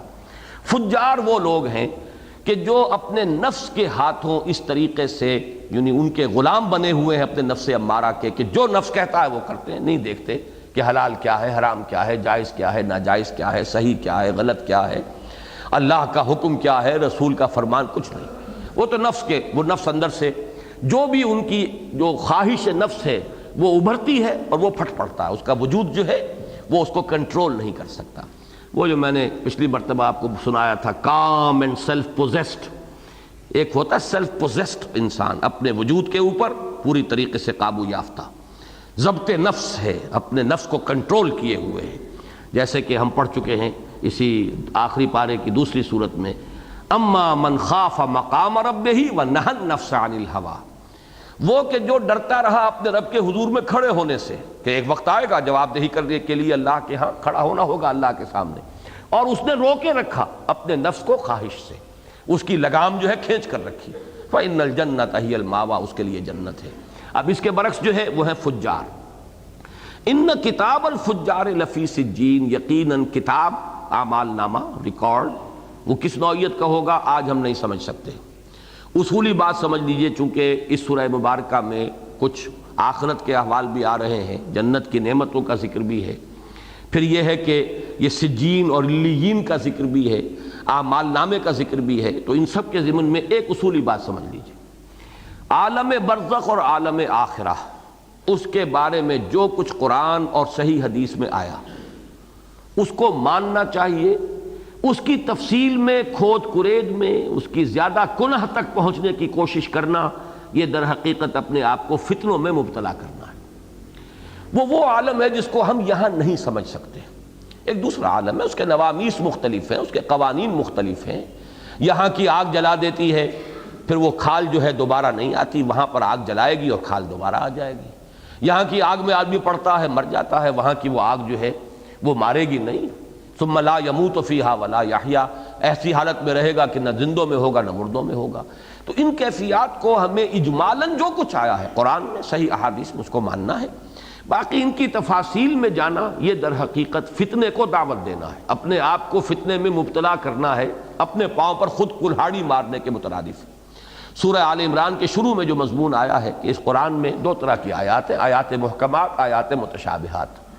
یہ متشابہات جو آیات ہیں ان پر اجمالی ایمان رکھنا چاہیے، لیکن یہ کہ ان کی کنہ میں، ان کی ٹوہ میں، ان کی زیادہ تعویل تلاش کرنے کی کوشش جو ہے یہ خام خواہ انسان کو کسی غلط وادی میں یہ چیز جو ہے بھٹکا دیتی ہے اور فتنہ پیدا ہوتا ہے۔ اسی اعتبار سے اس میں چونکہ سجین کیا ہے، کتاب جو ہے وہ کس شکل کی ہوگی ہمیں کچھ معلوم نہیں۔ سورہ کہف میں جو نقشہ کھینچا گیا اس سے تو معلوم ہوتا بس کوئی ایک ہی کتاب ہے۔ وَوُضِعَ الْكِتَابُ فَتَرَى الْمُجْرِمِينَ مُشْفِقِينَ مِمَّا فِيهِ وَيَقُولُونَ مَا لِهَذَا الْكِتَابِ يَا وَيْلَتَنَا مَا لِهَذَا الْكِتَابِ لَا يُغَادِرُ صَغِيرَةً وَلَا كَبِيرَةً إِلَّا أَحْصَاهَا۔ وہ اعمال نامہ رکھا جائے گا اور چیخ اٹھیں گے یہ کافر اور یہ فجار، یہ کیسا اعمال نامہ ہے جس نے کہ کسی چھوٹی سی چھوٹی چیز کو بھی نہیں چھوڑا۔ تو وہ تو کوئی ایک ہی اعمال نامہ ہے جس کو میں نے کئی مرتبہ عرض کیا ہے کہ آج ہم کہہ سکتے ہیں کوئی بہت بڑا کمپیوٹر جس میں بس ایک بٹن دبانے کی دیر ہوگی کہ ہر انسان کا جو ہے جس کا بٹن دبے گا اس کی پوری زندگی کی پکچر جو ہے اس کی ریل جو ہے چلنی شروع ہو جائے گی، اس کا ایک ایک لفظ جو نکلا ہے 60 70 80 برس کی ریل وہ اس کی نگاہوں سے گزر جائے گی۔ یہ ہے تمہارا اعمال نامہ۔ تو اس اعتبار سے اب وہاں پہ علیحدہ اعمال نامے ہیں، کفار کے علیحدہ ہیں، فجار کے، اور پھر جو ابرار ہیں ان کے علیحدہ ہیں، وہ سجین میں ہیں، یہ علیین میں ہیں۔ ان کی حقیقت کو یہاں سمجھنا ہمارے لیے محال ہے، ناممکن ہے، اجمالاً ایمان، یقین، تصدیق، لیکن یہ کہ تفصیل میں زیادہ اس کی ٹوہ میں لگنا در حقیقت فتنے کو دعوت دینا ہے۔ کلا ان کتاب الفجار لفی سجین، کوئی نہیں، فجار کا اعمال نامہ سجین میں ہے۔ اب سجین کے بارے میں ایک بات تو یہ جان لیجئے کہ لفظ سجن سے بنا ہے، سین جیم نون یہ سب جانتے ہیں، اس سے مراد قید خانہ، کوئی قید خانہ ہے سجین، اور وہاں پر ان کفار کے اعمال نامے جو ہیں ان کے ریکارڈ محفوظ کر دیے گئے۔ اب دیکھیے یہاں بھی ربط قائم ہو جائے گا، کرامن کاتبین ان علیکم لحافظین، سورہ انفطار میں آیا تم پر نگران ہے فرشتے، ہمارے بڑے باعزت فرشتے، کرامن کاتبین، وہ باعزت جو لکھ رہے ہیں۔ اب وہ لکھی ہوئی مثلیں تیار ہو رہی ہیں، وہ ریکارڈ تیار ہو گیا ہے اور وہ گویا کہ ڈپازٹ ہو جائے گا کسی شخص کی موت کے بعد، یہ وہاں پر رکھا ہوا ہے۔ تو یہ تصور ہے اجمالاً جو سامنے آ رہا ہے کہ ان کی مثلیں ہیں، تیار ہے، اور وہ جو ہے سجین کے اندر رکھ دی گئی، اور وہ اس کے لیے جو اس میں علم کے طور پر سجین آیا، لیکن اس علم کی علمیت جو ہے اس کی مناسبت اس کے لغوی معنی کے ساتھ بھی ہے کہ قید خانہ، جیسے مجرم جو ہے قید خانے میں رکھے جاتے ہیں، ان فجار کے اعمال نامے جو ہیں وہ بھی ایک قید خانے کے اندر ایک ایسی جگہ پر جس کے لیے موضوع ترین نام سجین ہے۔ یہ فعیل کے وزن پر مبالغے کا صیغہ ہے، جیل بھی ایسی ویسی نہیں، سجن بھی ایسا ویسا نہیں، بڑا سخت قسم کا قید خانہ۔ وما ادراک ما سجین، اور تمہیں کیا پتا، یہ تو ہم ایک بامحاورہ ترجمہ کرتے ہیں، کس شے نے تمہیں خبردار کیا کہ سجین کیا ہے، تمہیں کیا معلوم کہ سجین کیا ہے۔ اس میں گویا کہ اشارہ کیا جا رہا ہے کہ اس سجین کی حقیقت کے تم یہاں نہیں سمجھ سکتے، یہ تو جب وہاں کا معاملہ ہوگا اس آخرت کے اور عالم برزخ کے، وہ تو جب ہم پر وہ بیتے گی اور وہ تجربہ ہوگا تبھی معلوم ہوگا کہ ان الفاظ کی اصل حقیقت کیا تھی، ان کا اصل مفہوم و مصداق کیا تھا۔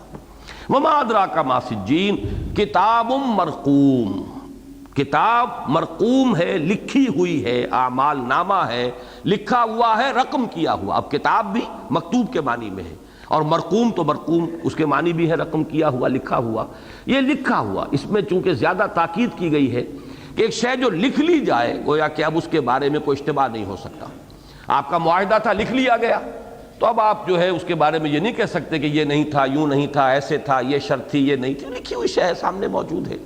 اسی طریقے سے یہ اعمال نامے کتاب مرقوم، لکھا ہوا ہوگا وہ اعمال نامہ، وہ رقم شدہ ہوگا۔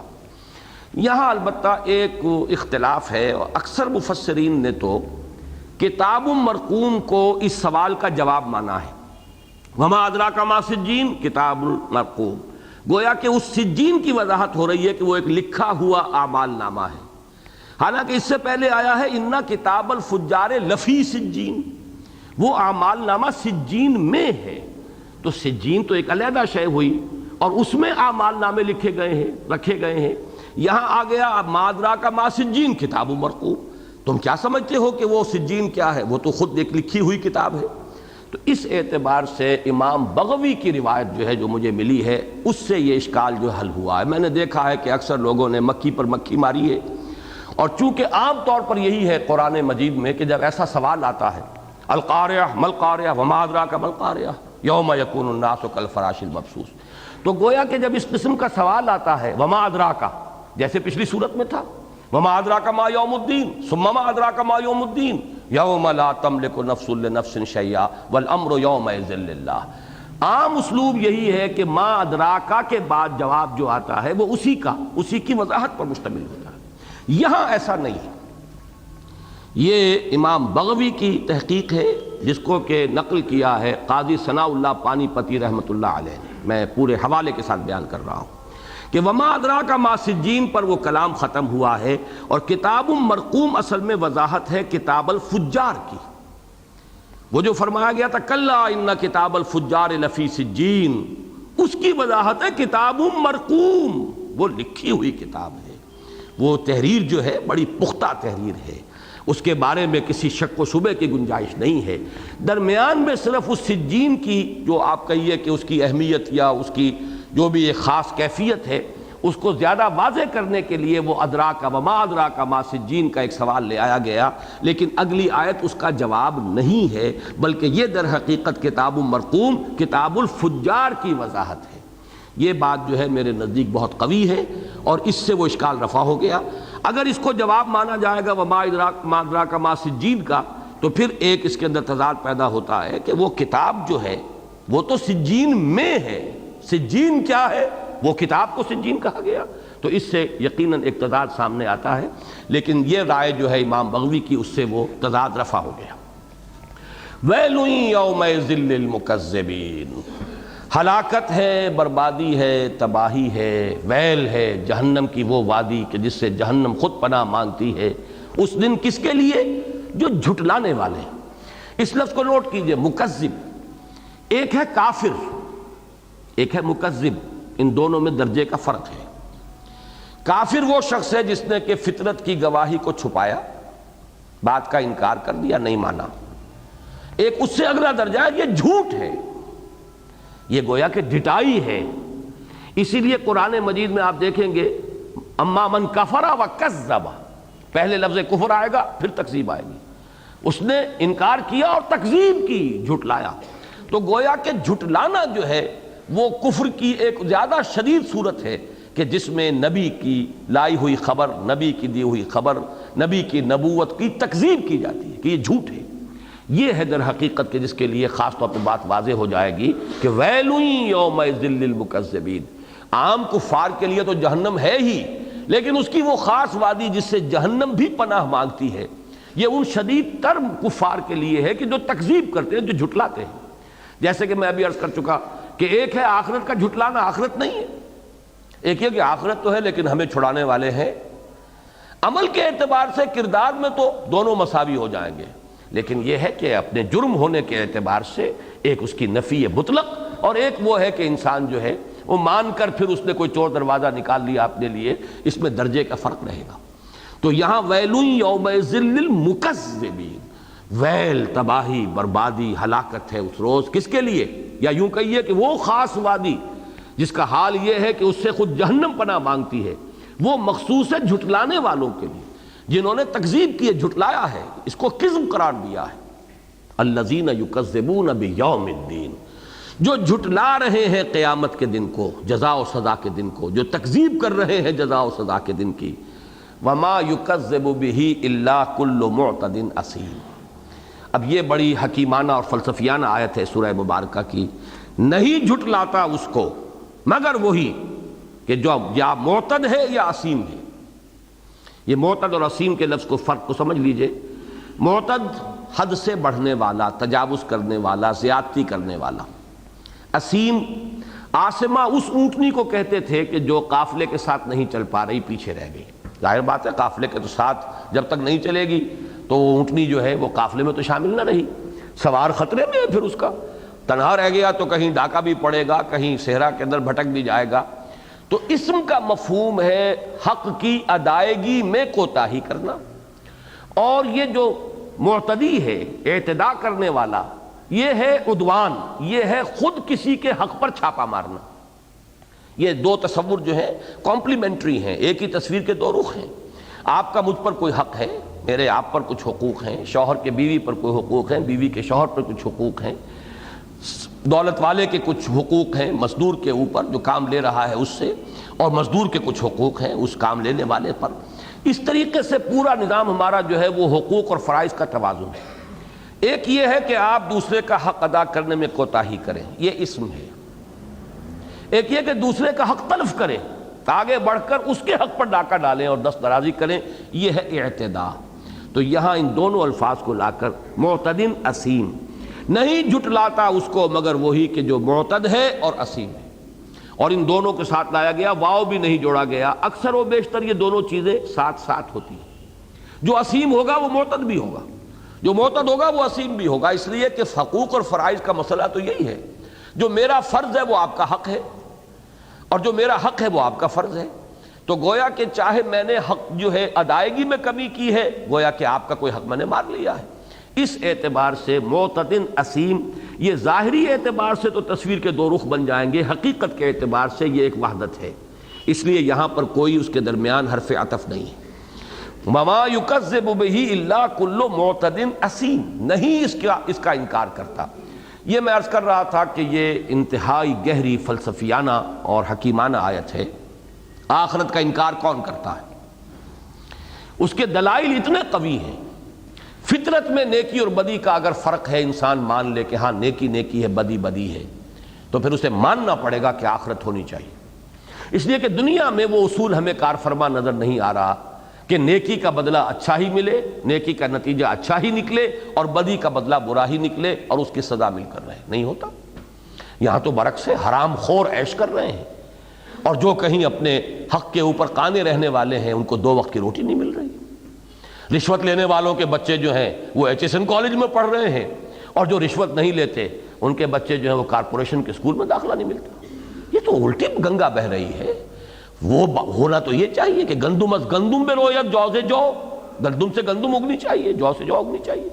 اگر نیکی نیکی ہے، بدی بدی ہے، تو اس کا نتیجہ نکلنا چاہیے کہ گندم سے گندم اگے، جو سے جو اگے۔ یہاں برعکس دیکھ رہے ہیں۔ یہ فلسفہ ہے در حقیقت کہ جس سے ماننا پڑتا ہے کہ آخرت ہونی چاہیے۔ یہ دنیا ناقص ہے، یہ دنیا ناقص ہے۔ کس معنی میں؟ کہ یہاں وہ اخلاقی نتائج جو ہیں اعمال کے وہ نہیں نکل رہے، جبکہ مادی جو نتائج ہیں طبعی نتائج وہ نکلتے ہیں۔ زہر کھائیے مر جائیں گے، حرام کھائیے آپ نہیں مرتے، سور کھاتے ہیں اور پل رہے ہیں لوگ، رشوت سود کھاتے ہیں اور لوگ پل رہے ہیں اور عیش کر رہے ہیں، اور جو کچھ کر رہے ہیں ڈاکے ڈال رہے ہیں اور عیش کر رہے ہیں، ہیروئن کی اسمگلنگ کر رہے ہیں، دواؤں کے اندر ملاوٹ کر رہے ہیں، اتنے گھناونے جرم کر رہے ہیں اور عیش کر رہے ہیں، بلڈنگیں بنا رہے ہیں۔ ان کے لیے ان کی عزت بھی ہے اس دنیا کے اندر۔ بگاڑ تو معاشرے کا اس درجے آ گیا، اچھے بھلے لوگ ان سے جھک کر ملتے ہیں، اس لیے کہ ان کے پاس پیسہ ہے، طاقت ہے۔ غنڈے جو ہیں ان کے، وہ ان کے پاس ہے، خرید ان کے زر خرید غنڈے۔ یہ جو معاملہ ہے تو لازماً اس کا منطقی تقاضا یہ ہے کہ یہ دنیا، یہ عالم ناقص ہے۔ آخر جو سپر پاورز کا کردار ہے وہ سامنے آ گیا، ان کا فریب، ان کا دغا، ان کے ڈبل سٹینڈرڈز، ان کا ایک طرز عمل کشمیر اور فلسطین کے بارے میں ہے اور دوسرا طرز عمل ہے کہ جو کویت کے بارے میں آیا. زمین و آسمان کا فرق ہے. معلوم یہ ہوا کہ اب ان کی فریاد کہاں لے جائیں؟ آپ اور دنیا کی فریاد تو لے جائیں گے یونائٹڈ نیشن میں، ان کی فریاد کہاں لے جائیں؟ تو کوئی تو اس سے بالا تر عدالت ہونی چاہیے جہاں پر کہ ان کو بھی جواب دہی کرنی پڑے، اور وہ سپریم پاور جو ہے وہ بھی جا کر وہاں پر کانپے اور لرزے اور اس کے اوپر کپ کپی طاری ہو. تو وہ عقل کا، منطق کا تقاضا ہے کہ ہو. اس کا انکار کون کرے گا؟ جس کے اپنے دل میں چور ہے، جو خود حرام خور ہے، وہ تو نہیں چاہتا کہ آخرت ہو. اس لیے کہ وہ تو جیسے کہ میں نے بارہا مثال دی ہے، کبوتر بلی کو دیکھ کر آنکھیں بند کرتا ہے. کیوں بند کرتا ہے؟ حالانکہ آنکھیں بند کر لینے سے بلی معدوم تو نہیں ہو جائے گی، بلی تو جھپٹ رہی ہے، وہ دیکھنا نہیں چاہتا. جو ہونی ہے وہ تو ہونی ہے، میں دیکھنا نہیں چاہتا کہ یہ بلی آ رہی ہے. آنکھیں بند کر لیتا آدمی. یہی معاملہ ہے کہ جو ہونا ہونا، لیکن میں ماننے کو تیار نہیں ہوں کہ آخرت ہے. اگر مانوں تو اپنے لچھن درست کرنے پڑیں گے، حرام خوری چھوڑنی پڑے گی. اگر انسان مانتا ہے تو اس کا ایک منطقی نتیجہ ہے، پھر اپنے آپ کو درست کرو. یہی بات سورہ قیامت میں بھی آ چکی ہے کہ انسان کہتا تو ہے بل یرید الانسان لیفجر امامہ. یہ سارا جو اس کا انکار ہے آخرت کا، چاہے وہ انکار قولی ہے چاہے عملی ہے، زبان سے مان رہا ہے آخرت کو لیکن یہ کہ دل سے نہیں مان رہا ہے. یہ دل سے نہ ماننا جو ہے، چاہے قولی تکذیب ہے اور وہ حالی اور عملی تکذیب ہے، لیکن یہ کہ اس کا اصل سبب کیا ہے؟ اپنا فسق و فجور، حرام خوری جاری رکھنی ہے. بل یرید الانسان لیفجر امامہ. اس وجہ سے کہا جی نہیں کوئی آخرت نہیں. اب تو آرام سے گزرتی ہے، آخرت کی خبر خدا جانے، پتہ نہیں ہونا بھی ہے کہ نہیں ہونا ہے. کم سے کم یہاں کا جو ہے نو نقد نہ تیرا ادھار، آخرت کے تیرا کے لیے یہاں دنیا کا نو نقل کاہے کو چھوڑ دے. یہ ہے جو انسان چاہے ظاہری طور پر یہ الفاظ کوئی نہ کہے، ہر شخص جو ہے وہ خود اپنے گریبان میں جھانکے تو تحدیث نفس یہی ہے. نفس یہی کہتا ہے ہم سے، یوں ہی ورغلاتا ہے ہمیں، تبھی ہم کوئی غلط حرکت کرتے ہیں، ورنہ غلط حرکت کرنے کا کیا امکان ہے؟ یہ تو کسی نہ کسی درجے میں صغرا کبرا جو ہے وہ ہمارا نفس امارہ وہ جوڑ کر ہمارے سامنے رکھتا ہے، تب ایک غلط حرکت اور حرام خوری جو ہے وہ ممکن ہوتی ہے. تو فرمایا وما یکذب بہ الا کل معتد نسیم. نہیں تکذیب کرتا جو سلیم الفطرت انسان ہوگا، وہ تو مانے گا. 2 اور 2 4 کی طرح کی بات ہے. آخرت ہونی چاہیے، یہ دنیا ناقص ہے، نامکمل ہے، جزا و سزا ہونی چاہیے. لیکن یہ ہے کہ جس کے اپنے دل میں چور ہے، فسق و فجور، خود حرام خور ہے، پھر یہ کہ چھوڑنے کو تیار نہیں حرام خوری، لیفجر امامہ، ڈٹائی کے ساتھ چاہتا ہے کہ اپنے اسی طرز عمل کو جاری رکھے. اس کے پاس تو ایک ہی راستہ ہے کہ جیسے کبوتر بلی کو دیکھ کر آنکھیں بند کرتا ہے، وہ آخرت کا انکار کر دے. وما یکذب بہ الا کل معتد نسیم اذا تتلی علیہ آیاتنا قال اساطیر الاولین. پھر جب اسے ہماری آیات پڑھ کر سنائی جاتی ہیں تو وہ کہتا ہے یہ تو پچھلوں کی داستانیں ہیں، پچھلی کہانیاں ہیں، اب کیا بات ہمیں سنا رہے ہیں، ہمیشہ سے سنتے چلے آئے ہیں. ان کو اس طریقے سے کہہ کے رد کر دینا اور ان کی اہمیت کو گھٹا دینا، یہ تو بڑی پرانی دقیانوسی خیالات ہیں جو آپ پیش کر رہے ہیں، اساطیر الاولین ہیں، ان کی کوئی حقیقت نہیں. اب جو اگلی آیت ہے یہ اس سے بھی زیادہ گہری حکیمانہ آیت ہے. کلا بل ران علی قلوبہم ما کانوا یکسبون. نہیں، یہ بات نہیں ہے، بلکہ حقیقت یہ ہے کہ زنگ لگ گیا ہے ان کے دلوں پر اپنے اعمال، اپنی کمائی کی وجہ سے. یہ آیت مبارکہ جو ہے ذہن میں رکھیے، یہ وہ پورا فلسفہ جو ہمارے منتخب نصاب میں آیات نور، سورہ نور میں ایمان کی حقیقت جو بیان ہوئی، انسان کے اندر اس کی جو فطرت ہے، اس کی جو روح ہے، روح ملکوتی، وہ ایک آئینے کے مانند ہے. اگر اس آئینے پر کوئی غبار نہیں آیا، اس پر حجابات نہیں ہیں، خواہشات کے پردے نہیں پڑے ہیں، جیسے ہی وحی کی روشنی سامنے آتی آئینہ جگمگا اٹھتا ہے. یہ ہے نور علی نور. اللہ نور السماوات والارض مثل نورہ کمشکاۃ فیہا مصباح المصباح فی زجاجہ الزجاجۃ کانہا کوکب دری یوقد من شجرۃ مبارکۃ زیتونۃ شرقیۃ لا شرقیۃ ولا غربیہ یکاد زیتھا یضیء ولو لم تمسسہ نار نور علی نور. یہ 2 نور ہیں، نور فطرت انسان کے اندر ہے، نور وحی جو باہر سے آ گیا ہے. ان دونوں کے امتزاج سے، باہمی توافق سے نور ایمان کی پیدائش ہوئی، نور ایمان کی تکمیل ہو گئی. اور اس کی تشبیہ یہ ہے کہ جیسے آئینہ، شفاف آئینہ، بڑا خوبصورت آئینہ، گردہ نہیں، گردہ پڑا ہوگا تو اس میں روشنی جو ہے اس کی ریفلیکشن نہیں ہوگی، اگر پردہ آ گیا ہے تو وہ آئینہ جو ہے ریفلیکٹ نہیں کرے گا اس روشنی کو۔ لیکن یہ کہ اگر پردہ نہیں ہے، گردہ نہیں ہے، پردہ نہیں ہے، حجابات نہیں ہے، زنگ نہیں لگا ہے، چمکدار ہے سٹین لیس سٹیل، تو ظاہر بات ہے وہ بھی ریفلیکٹ کرے گا۔ لیکن یہ کہ اس پر زنگ آ گیا ہے تو نتیجہ کیا نکلے گا کہ اب جو وحی کی روشنی ہے وہ اس سے وہ آئینہ قلب جگمگا نہیں رہا۔ یہ ہے در حقیقت وہ گہری حکیمانہ آیت کہ ان کا اصل میں ان کے کرتوتوں کی وجہ سے، جو کسب انہوں نے اب تک کیا ہے، جو کمائی کی ہے، جو حرام خوریاں کی ہیں، جو نفس پرستیاں کی ہیں، جو خواہشات کی پیروی کی ہے، اس کا نتیجہ یہ نکلا ہے کہ آئینہ قلب پر زنگ آ گیا۔ کلا بل ران علی قلوبہم ما کانوا یکسبون۔ اس کے لیے اب احادیث ہیں۔ ایک حدیث تو وہ ہے جو مسلمانوں پر قرآن مجید کے حقوق نامی ہمارا بڑا ابتدائی کتاب چاہے بنیادی، اس میں بھی میں نے نقل کی ہے کہ حضور نے فرمایا ان ھذہ القلوب لتصدع، یہ دل جو ہے ان پر زنگ آ جایا کرتا ہے، کما یصدع الحدید اذا اصابہ الماء، جیسے کہ لوہے پر زنگ آ جاتا ہے جب اس پر پانی پڑتا ہے۔ سوال کیا گیا فما جلاؤھا یا رسول اللہ، اے اللہ کے رسول صلی اللہ علیہ وسلم، ہماری تلواروں پر زنگ لگتا ہے تو ہم سیکل کر لیتے ہیں، جلاب پھر چمکا لیتے ہیں اس کو، تو اس دل کے زنگ کو دور کرنے کی بھی کوئی شے ہے؟ فرمایا ہاں ہے، کثرت و تلاوت القرآن، کثرت و ذکر الموت و تلاوت القرآن، دو چیزوں کی کثرت کرو، موت کی یاد کثرت کے ساتھ، یہاں رہنا نہیں ہے، جانا ہے، یہ میرا مستقل ٹھکانہ نہیں ہے، عارضی بورڈ ہے، کن فی الدنیا کانک غریب او عابر سبیل، دنیا میں ایسے رہو کہ جیسے اجنبی ہو یا راہ چلتے مسافر ہو۔ اگر یہ بات رہے کہ جانا ہے، منزل کوئی اور ہے اور منزل دور ہے۔ مجھے وہ شعر بڑا پسند ہے جو ویسے لکھا تو بسوں پر ہوتا ہے لیکن بڑا حکیمانہ شعر ہے کہ جوانی میں عدم کے واسطے سامان کر غافل، مسافر شب سے اٹھتے ہیں جو جانا دور ہوتا ہے۔ دور جانا ہے، اس کے لیے تیاری کرو، جوانی سے شروع کر دو، کہیں بڑھاپے پر نہ ملتوی کرتے رہنا کہ ابھی تو عیش کر لو، ابھی تو میں جوان ہوں، کدھر چلا ہے ساقیہ، ادھر تو لوٹ ادھر تو آ، ابھی تو میں جوان ہوں۔ یہ نہیں، کیا پتہ بڑھاپا آنے سے پہلے پہلے یہاں سے پتہ چاک ہو جائے، کیا پتہ۔ لیکن یہ ہے کہ اس وقت سے تیاری کرو، اس آخرت کی لمبی طویل بڑی طویل منزل ہے، دور کی منزل ہے۔ تو فرمایا کہ یہ شکل جو ہے دل کے زنگ کو رفع کرنے کے لیے کثرت و ذکر الموت اور یہاں پہ تلاوت القرآن بھی ہو سکتا ہے، تلاوت القرآن بھی، کثرت کیا جو ہے وہ اس کی اگر اضافت اس کے ساتھ بھی رہے تو دونوں کی کثرت، قرآن کی تلاوت کی کثرت اور موت کو یاد کرنے کی کثرت۔ ایک حدیث میں آتا ہے کہ جب ایک انسان گناہ کرتا ہے تو اس کے دل پر ایک داغ لگتا ہے، سیاہ داغ، توبہ کرتا ہے تو دھل جاتا ہے، توبہ نہیں کرتا پھر گناہ کرتا ہے ایک اور داغ، پھر گناہ کرتا ہے ایک اور داغ، پھر گناہ کرتا ہے ایک اور داغ، یہاں تک کہ فرمایا کہ پورا دل سیاہ ہو جاتا ہے۔ اور ایک حدیث میں آتا ہے حضور نے اپنی مٹھی بند کی، فرمایا پھر دل اس طرح بند ہو جاتا ہے، یعنی اب حق اس میں داخل ہو ہی نہیں سکتا۔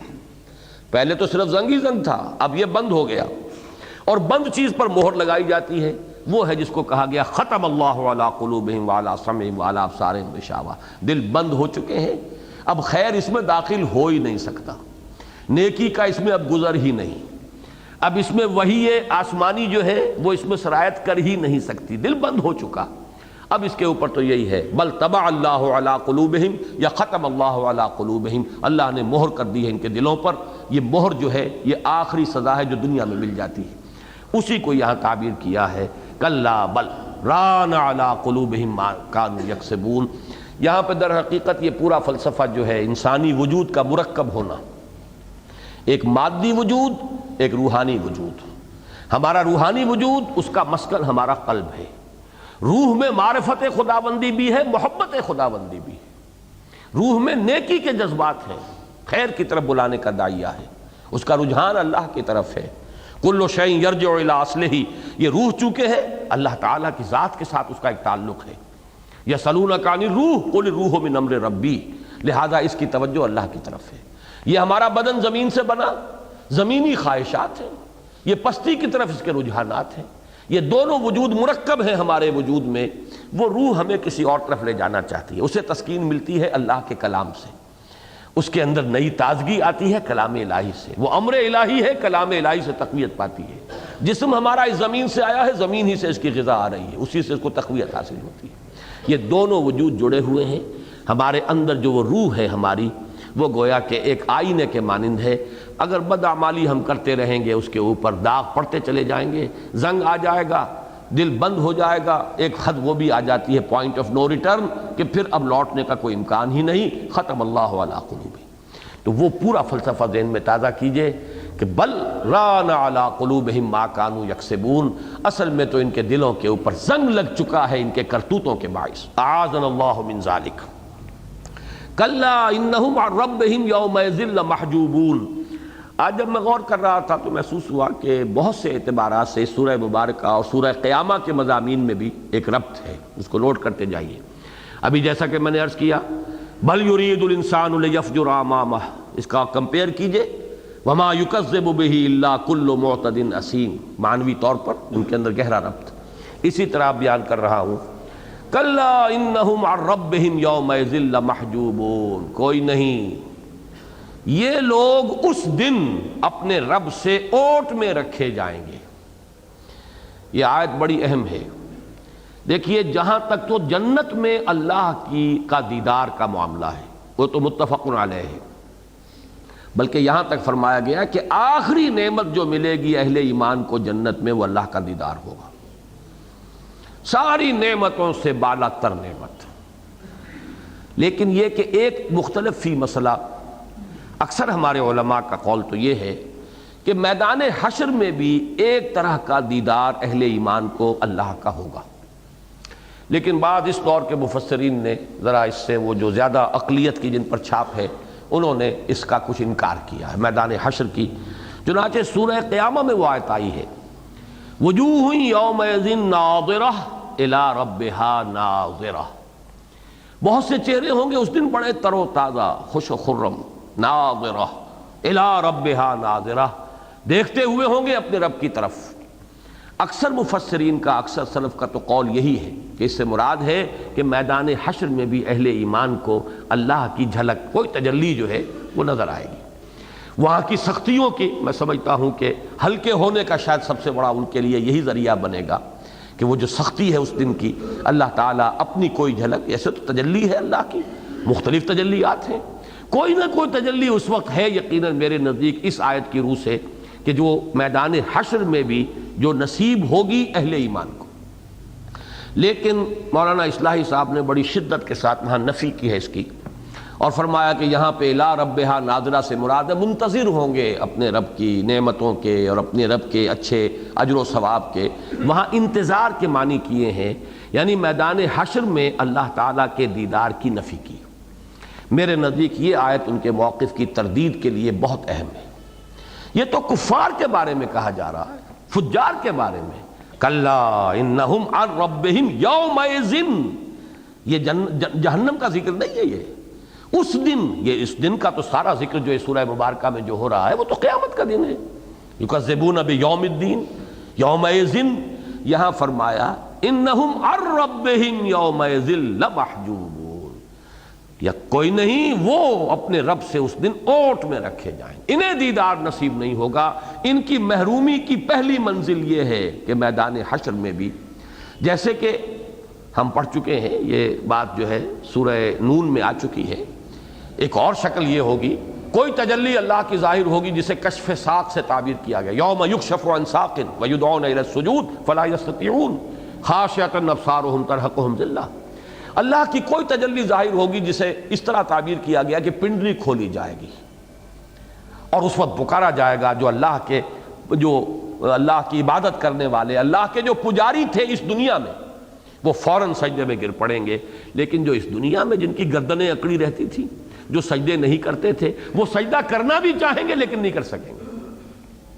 یوم یکشف عن ساق ویدعون الی السجود فلا یستطیعون خاشعۃ ابصارہم ترہقہم ذلہ وقد کانوا یدعون الی السجود وہم سالمون، جب یہ صحیح و سالم تھے دنیا میں، انہیں سجدے کی طرف پکارا جاتا تھا، یہ سجدے نہیں کرتے تھے۔ آج یہ سجدہ کرنا چاہیں گے لیکن ان کی کمر تختہ کر دی جائے گی کہ سجدہ نہ کر سکے۔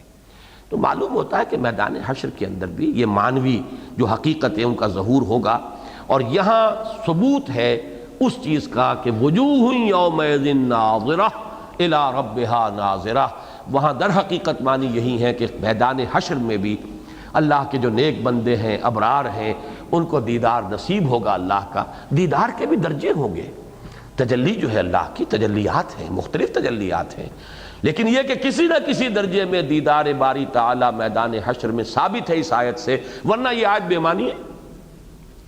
یہ تو ایک گویا کہ محرومی کا تذکرہ ہو رہا ہے، کلا انہم عن ربہم یومئذ لمحجوبون، یہ اس دن اوٹ میں رہیں گے، یہ اپنے پروردگار کی اس تجلی کی کوئی جھلک جو ہے دیکھ نہ پائیں گے۔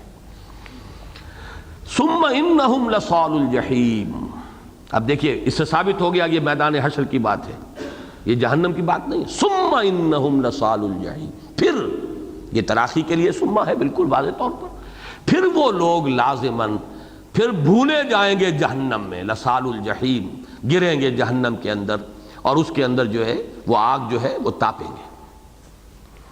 ثم یقال ھذا الذی کنتم بہ تکذبون، پھر کہا جائے گا یہ ہے وہ جس کی تم تکذیب کیا کرتے تھے۔ افسحر ھذا، کیا یہ جادو ہے؟ کیا تمہیں نظر نہیں آ رہا؟ تم کہتے تھے ڈھکوسلا ہے، کچھ نہیں ہونے والا۔ میں وہ ملنگوں کی بات بھی سنا چکا ہوں آپ کو، جی اللہ کہاں ڈالے گا جہنم میں، یہ تو صرف لوگوں کو ڈراوا دیا گیا ہے، صرف ٹھیک ہو جائیں۔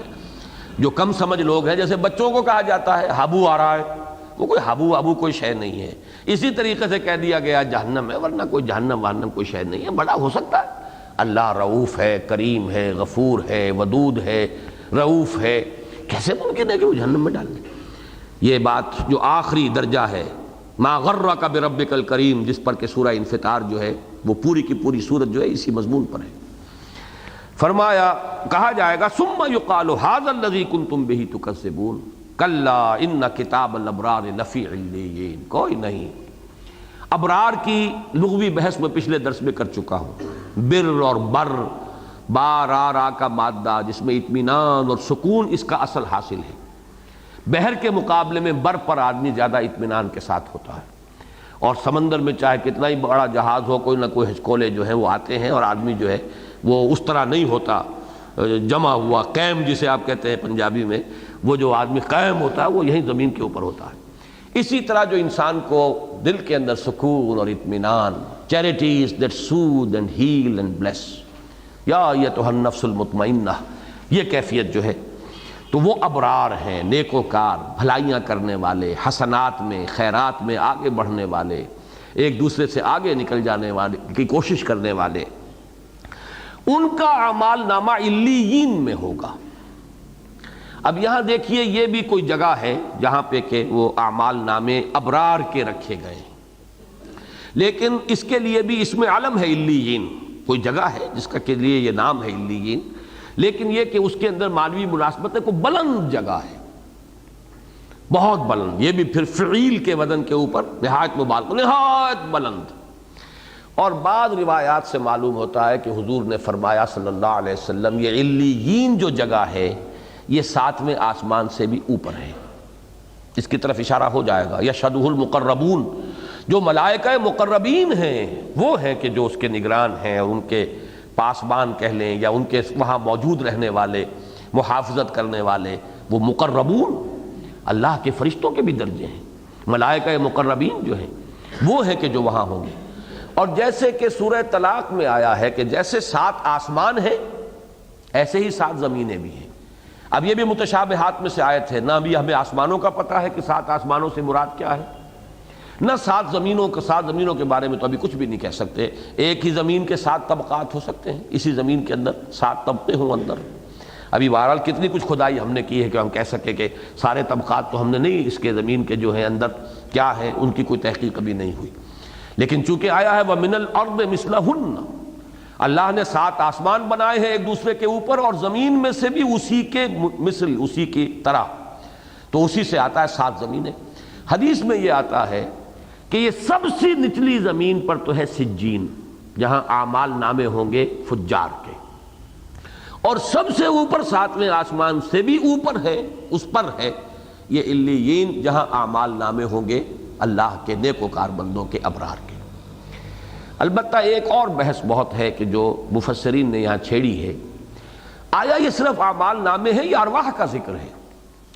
اگرچہ سورہ مبارکہ میں ارواح کا کہیں لفظ نہیں آیا، نہ ابرار کے ضمن میں نہ فجار کے ضمن میں، لیکن بحث ہوئی ہے مفسرین کے ہاں کہ یہ، اور محسوس ہوتا ہے کہ سجین میں صرف کتاب اور اعمال ناموں کا رکھا جانا جو ہے وہ کچھ اتنا زیادہ بامانی نظر نہیں آتا، بلکہ وہاں تو ان کی روحیں ہونی چاہیے کہ جن کو وہاں اس قید خانے کے اندر قید کیا جائے۔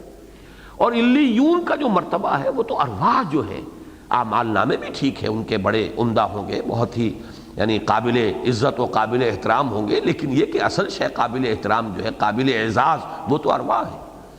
ایک رائے یہ بھی ہے کہ اس سے مراد ارواح ہے فجار کی اور ارواح ہے یہ ابرار کی۔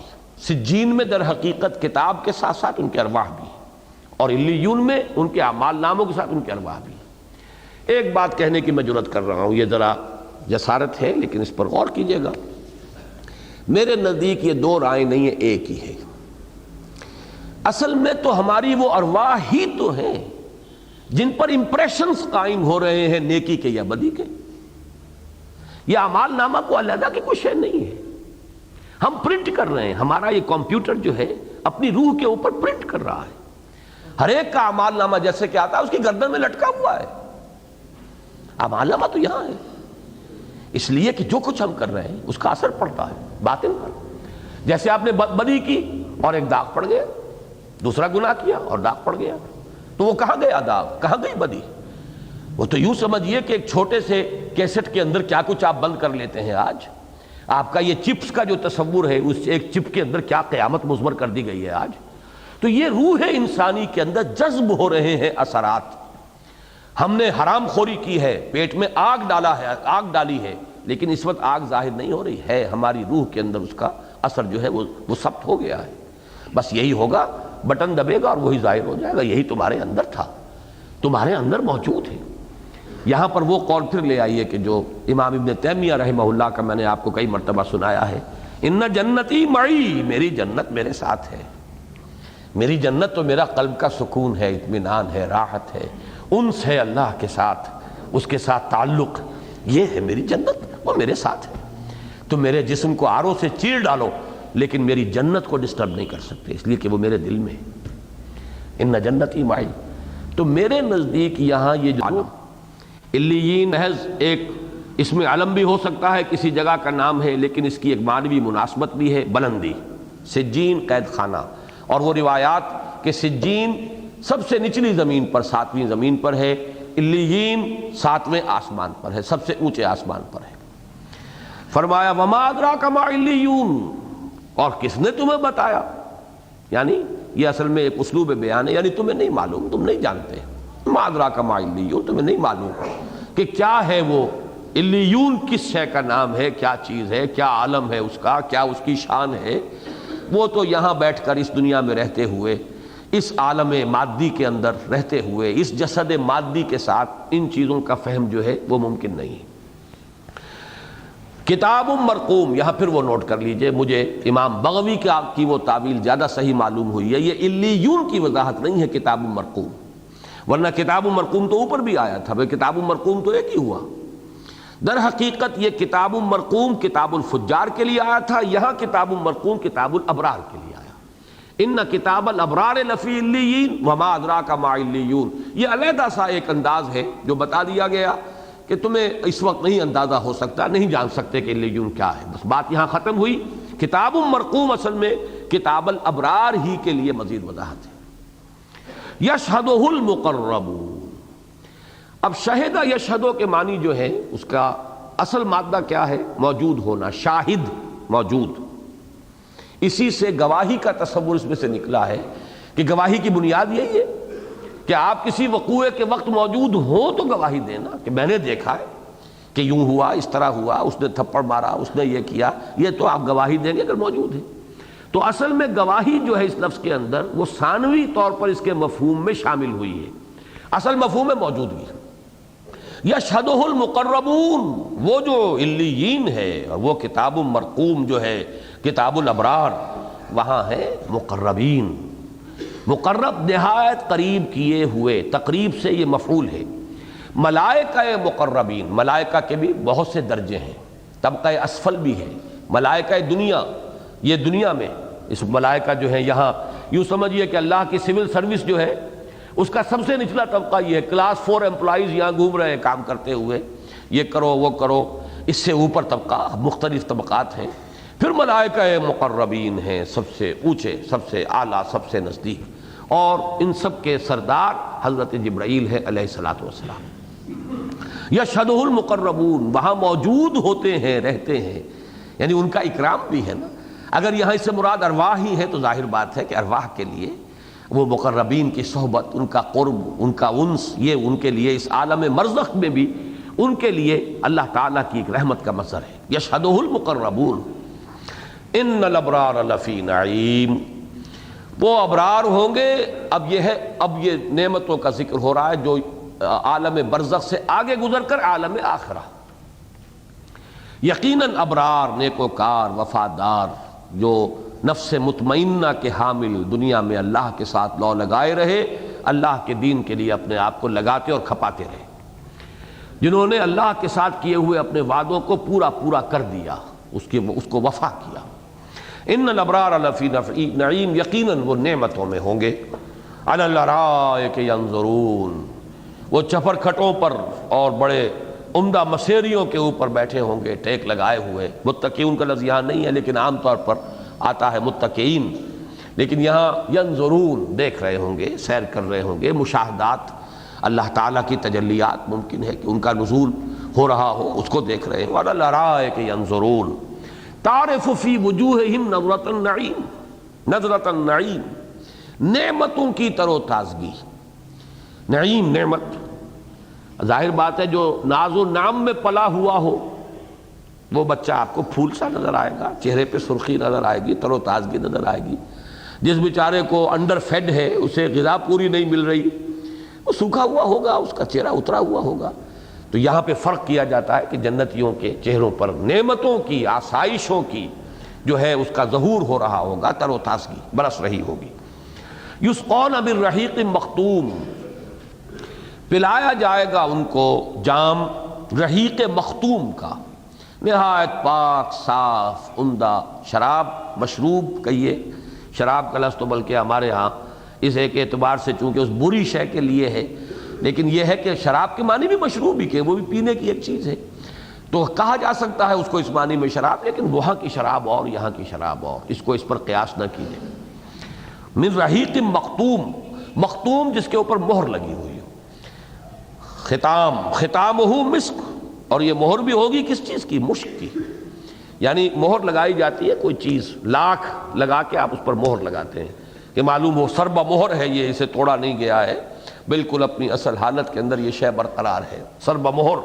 لیکن یہ کہ مہر بھی تو کسی شے پر لگے گی نا، کوئی لاکھ ہے، کوئی اور چیز ہے، کہیں جو لگتا ہے تو کہیں وہ سیسے کے اوپر مہر لگتی ہے، یہ ہوگا ختامہ مسک، مشک جو ہے نہایت اعلیٰ خوشبو، کہ یہاں کی شراب جو ہے اس میں بھبکے اٹھ رہے ہوتے ہیں بدبو کے، بلکہ شرابی کے قریب کوئی آپ سے قریب سے گزر جائے تو آپ کی جان پر بن جائے گی کہ یہ کون ہمارے پاس سے گزر گیا، لیکن وہاں جو انہیں ملے گا مشروب، اس کی تو جو اس کی مہر ہوگی وہ مشک کی ہوگی، خود نہایت پاک، صاف، عمدہ مشروب۔ وَفِي ذَلِكَ فَلْيَتَنَافَسِ الْمُتَنَافِسُونَ، یہ پھر ایک حکمت کا مضمون ہے بہت گہرا،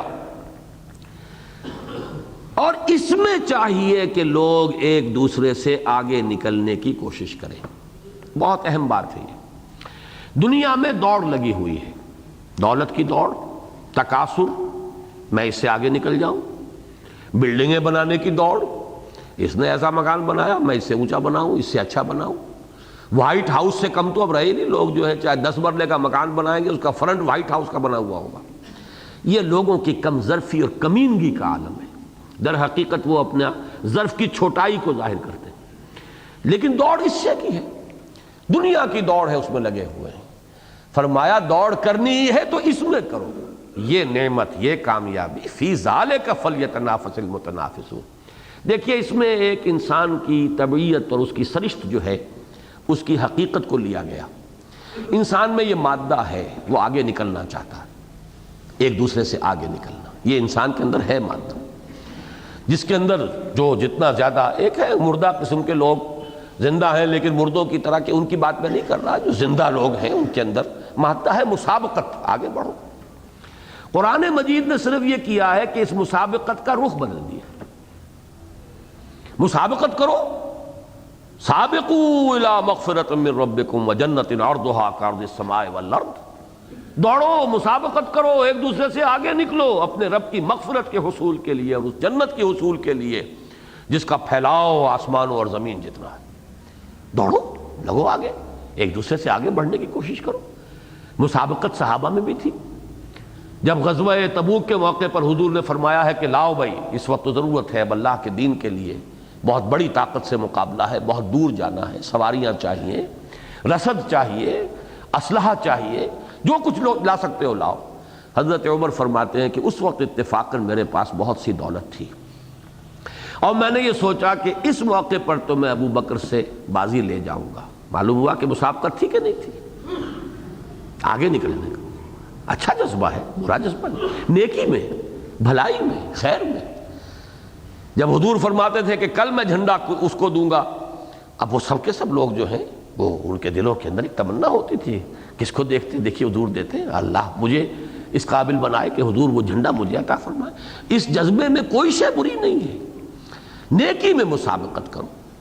یہ دوسری بات ہے کہ وہ تو معاملہ یہ ہوا کہ جتنی کچھ دولت تھی حضرت عمر آدھی لے آئے، حضرت ابو بکر آئے تو وہ سب کچھ گھر میں جھاڑو پھیر کر لے آئے تھے۔ صدیق کے لیے ہے خدا کا رسول بس، پروانے کو چراغ ہے بلبل کو پھول بس، اور صدیق کے لیے ہے خدا کا رسول بس۔ حضرت عمر فرماتے ہیں کہ اس دن میں نے جان لیا کہ ابو بکر سے بازی لے جانا ممکن نہیں۔ تو مسابقت تو ہے، مسابقت، آگے بڑھو، لیکن کس چیز میں؟ جنت کا حصول، وہ رحیق مختوم، وہ جنت کی نعمتیں، وہ اللہ کا دیدار، بجائے اس کے کہ محجوب ہو کر رہ جاؤ، جہنم میں جھونکے جاؤ۔ تو تنافس جو ہے، نفس ہے سانس، تنافس ہے سانس میں مقابلہ، تفاعل، باب تفاعل سے تنافس۔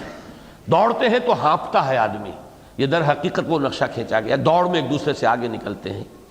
وَلِكُلٍّ وِجْهَةٌ هُوَ مُوَلِّيهَا فَاسْتَبِقُوا الْخَيْرَاتِ، ہر ایک کے لیے کوئی نہ کوئی رخ ہے جس کی طرف کہ اس نے اپنا رخ کیا ہوا ہے اور ادھر دوڑ رہا ہے۔ تو اے مسلمانوں، تم دوڑ لگاؤ نیکیوں کی طرف، خیرات کی طرف، حسنات کی طرف، بھلائیوں کی طرف۔ فَاسْتَبِقُوا الْخَيْرَاتِ، دوڑو۔ نستبقوا سورہ یوسف میں بھی آیا ہے، حضرت یوسف کے بھائیوں نے آ کے حضرت یعقوب سے یہی تو کہا تھا کہ ہم چلے گئے تھے دوڑ کا مقابلہ کرنے کے لیے، پیچھے بھیڑیا کھا گیا یوسف کو۔ انا ذهبنا نستبق، استباق آتا ہے دوڑنا، ایک دوسرے سے آگے نکلنے۔ فاستبقوا الخیرات، نکلو آگے بھلائیوں میں۔ وفی ذلک فلیتنافس المتنافسون، ہانپنا ہی ہے تو اس کے لیے ہانپو، کھپانا ہے اپنے آپ کو تو اس کے لیے کھپاؤ، لگانا تو ہر ایک نے ہے اپنے آپ کو۔ دیکھیے حدیث مجھے یاد آ رہی ہے، طبیعت پہ اس وقت مضامین جو ہیں ان کا انشراح ہے۔ حضور نے فرمایا کل نفس یغدو فبائع نفسہ، ہر انسان جو ہے صبح جب اسے ہوتی ہے وہ شام تک اپنے آپ کو بیچتا ہے، صلاحیت، محنت، ذہانت بیچ رہا ہے۔ وکیل اپنی ذہانت بیچ رہا ہے، قانونی مہارت بیچ رہا ہے، ڈاکٹر اپنا فن بیچ رہا ہے، سرجن اپنی سرجری بیچ رہا ہے، سبزی والا اپنی سبزی بیچ رہا ہے، وہ بیچ رہے ہیں، سبھی بیچ رہے ہیں، وقت بیچ رہے ہیں اپنا۔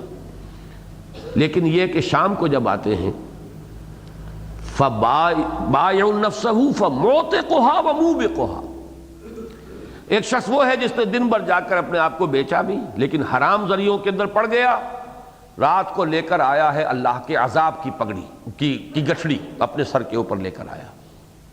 اور ایک وہ ہے جو نیک بھلائی کے اندر اپنے آپ کو لگا کر آیا، خرچ کر کے آیا، اپنی قوتیں، اپنی صلاحیتیں، یا یہ کہ اگر معاش کا بھی معاملہ کیا تو حلال ذریعے سے کیا ہے۔ فَمُعْتِقُهَا، وہ گویا کہ جہنم سے رہائی کا پروانہ لے کر آیا ہے۔ دونوں آ رہے ہیں گھروں کو، لیکن یہ کہ وہ لے کر آیا ہے گناہوں کی گٹھڑی، وہ لے کر آیا ہے عذاب جہنم کی گٹھڑی اپنے سر کے اوپر، یہ لے کر آیا ہے جہنم سے رہائی کا پروانہ۔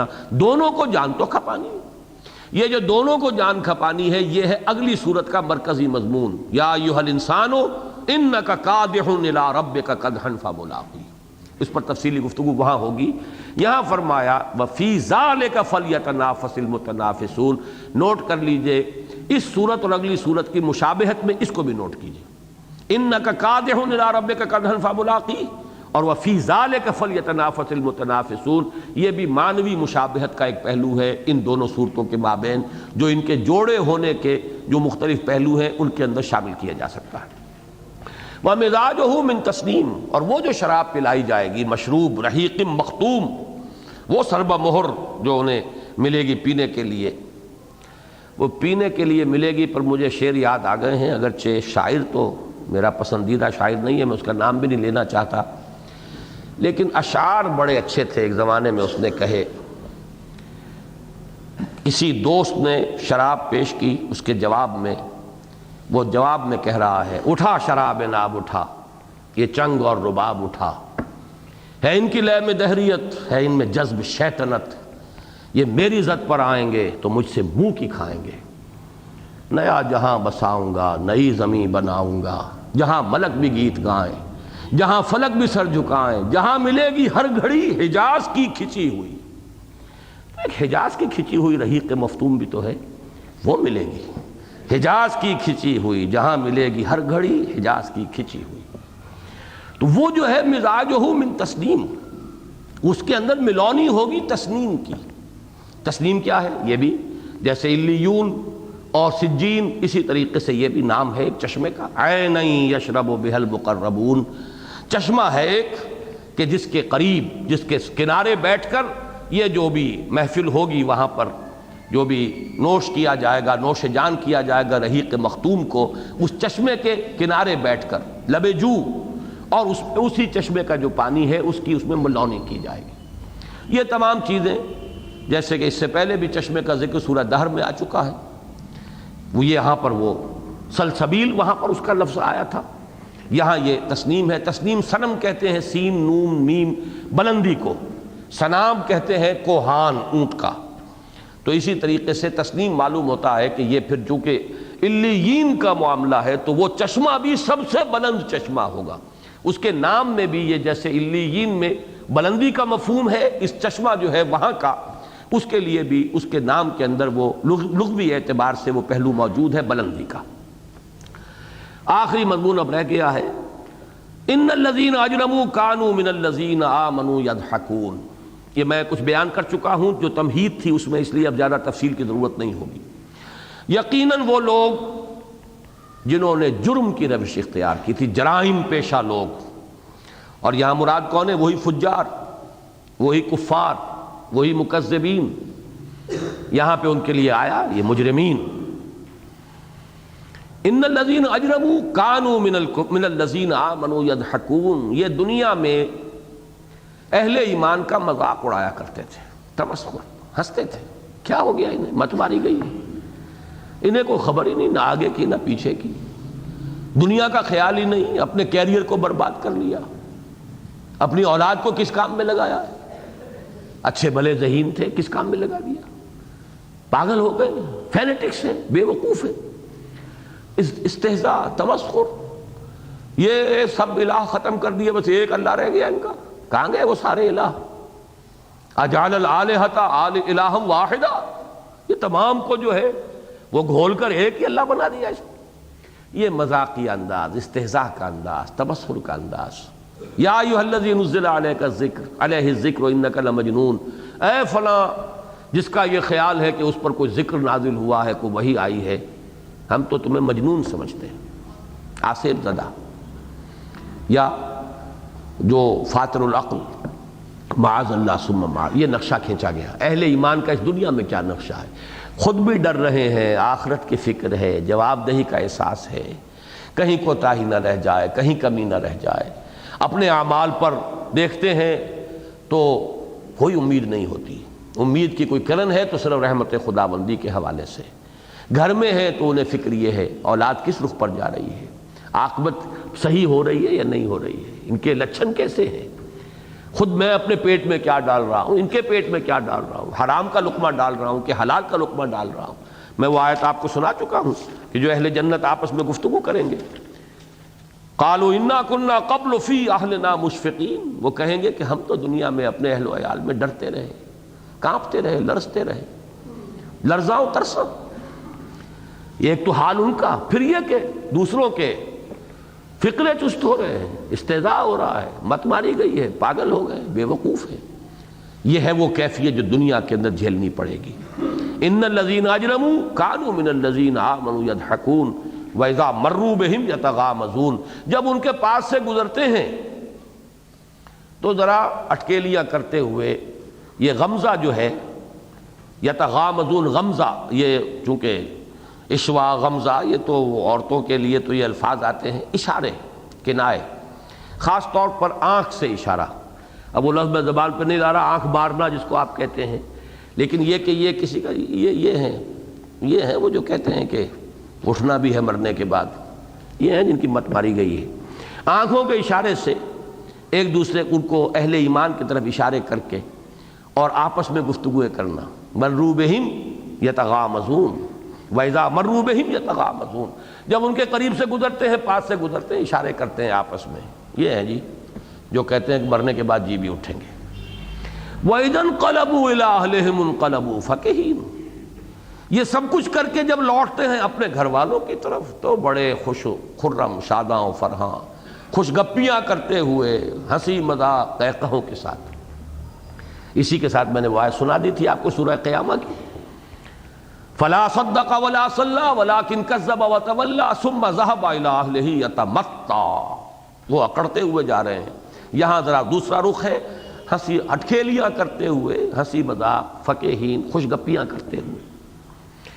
وَإِذَا رَأَوْهُمْ قَالُوا إِنَّ هَؤُلَاءِ لَضَالُّونَ، اور جب انہیں دیکھتے ہیں اہل ایمان کو کہتے ہیں ان کی مت ماری گئی ہے، بھٹک گئے ہیں۔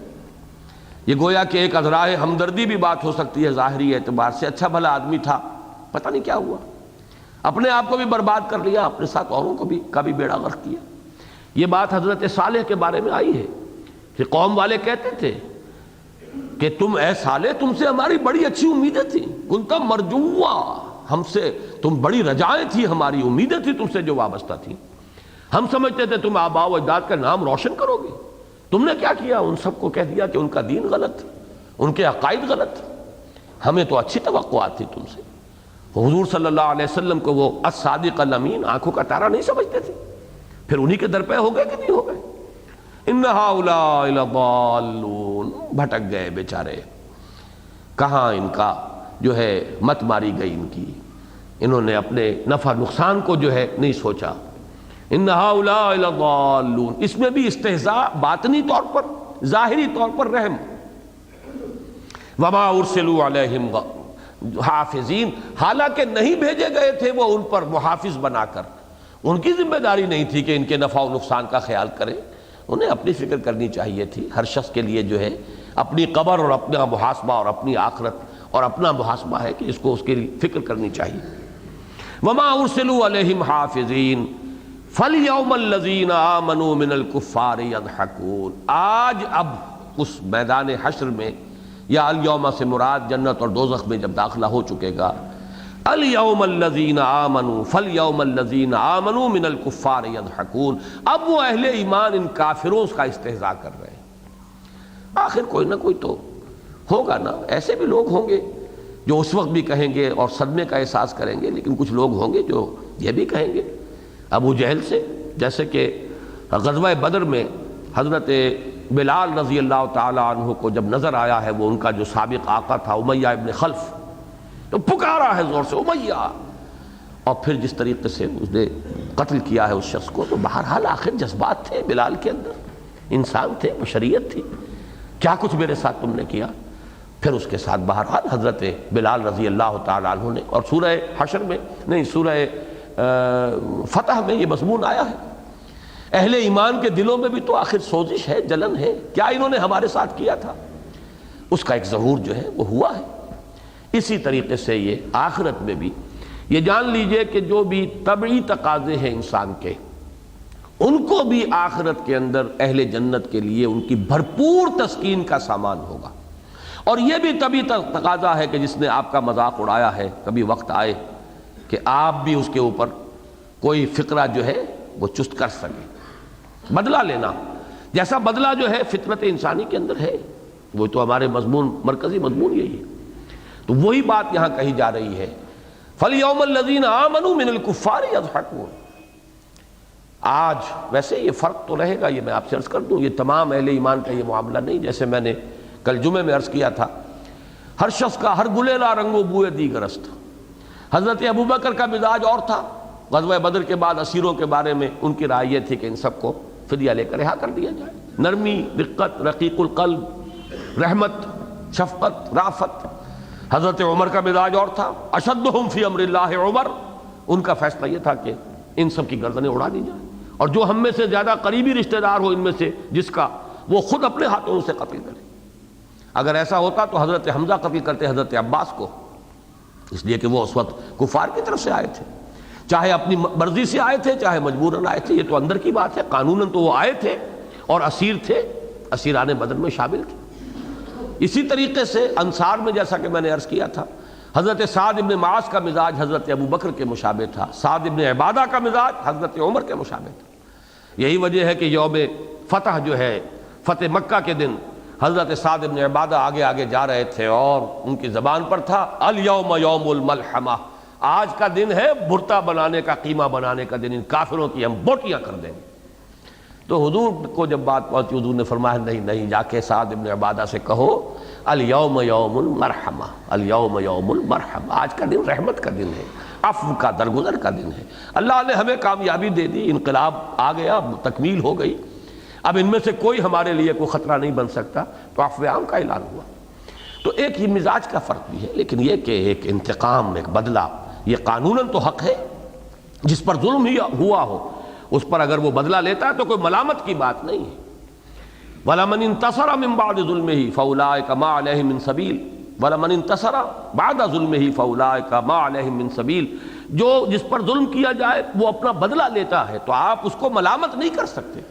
ہاں معاف کر دے، یہ اونچا درجہ ہے، لیکن معاف نہیں کرتا، بدلہ لینا چاہتا ہے تو یہ اس کا حق ہے کہ بدلہ لے۔ اس اعتبار سے کسی کے دل میں کوئی خلش پیدا نہ ہو کہ اہل جنت کے تو مزاج سے یہ چیز جو ہے کچھ فروتر معلوم ہوتی ہے کہ وہ بھی مذاق اڑائیں، لیکن نہیں، اس کے اندر بھی میں سمجھتا ہوں کہ ان کو حق پہنچتا ہے کہ ان کے ساتھ جو استہزاء کیے گئے تھے، تمسخر کیا گیا تھا، تو آج اگر وہ کرتے ہیں تو اس میں کوئی قباحت والی بات نہیں۔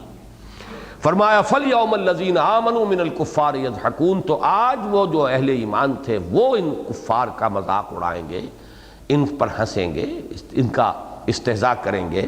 عَلَى الْأَرَائِكِ يَنظُرُونَ، دوبارہ آیت دہرا کر آ گئی ہے، وہ ہوں گے مسہریوں کے اوپر ٹیک لگائے ہوئے بیٹھے ہوئے دیکھ رہے ہوں گے۔ اور جنت اور دوزخ کے معاملات کے بھی فاصلے یہاں کے حساب سے نہیں، جنت میں بیٹھے ہوئے جہنم کے لوگوں کو دیکھیں گے، آپس میں گفتگو ہوگی، اور وہ یوں سمجھیے وائرلیس ہے، اس کے لیے انہیں تو کوئی ضرورت بھی نہیں ہوگی کہ کوئی ہاتھ میں ہی آلہ ہو، بلکہ یہ ہے کہ جیسے سورہ اعراف میں اصحاب اعراف، اصحاب الجنہ، اصحاب جہنم، ان سب کے مکالمے جس طریقے سے آئے، اپنی اپنی جگہ بیٹھے ہوئے دیکھ بھی رہے ہوں گے، گفتگو بھی ہو رہی ہوگی۔ هل ثوب الکفار ما كانوا يفعلون، تو کیا بدلہ مل گیا کافروں کو اس کا جو وہ کر رہے تھے، ان کے کرتوتوں کا کچھ بدلہ مل گیا کہ نہیں؟ یہ ہے گویا کہ جس پر اس سورہ مبارکہ کو، کیونکہ جزا و سزا یہی اس سورہ مبارکہ کا مضمون۔ تکذیب وہ ہے کہ جو انسان کے کردار کو دنیا میں پست کر دیتی ہے، ان کا عالم برزخ وہ سجین میں گزرے گا، عالم آخرت جہنم میں ہوگا۔ وہ استہزاء جو اہل ایمان سے دنیا میں کیا تھا، آخرت میں اب ان کا استہزاء جو ہے وہ ان کے اہل ایمان جن کا انہوں نے مذاق اڑایا تھا وہ کریں گے۔ بارک اللہ لی ولکم فی القرآن العظیم ونفعنی وإیاکم بالآیات والذکر۔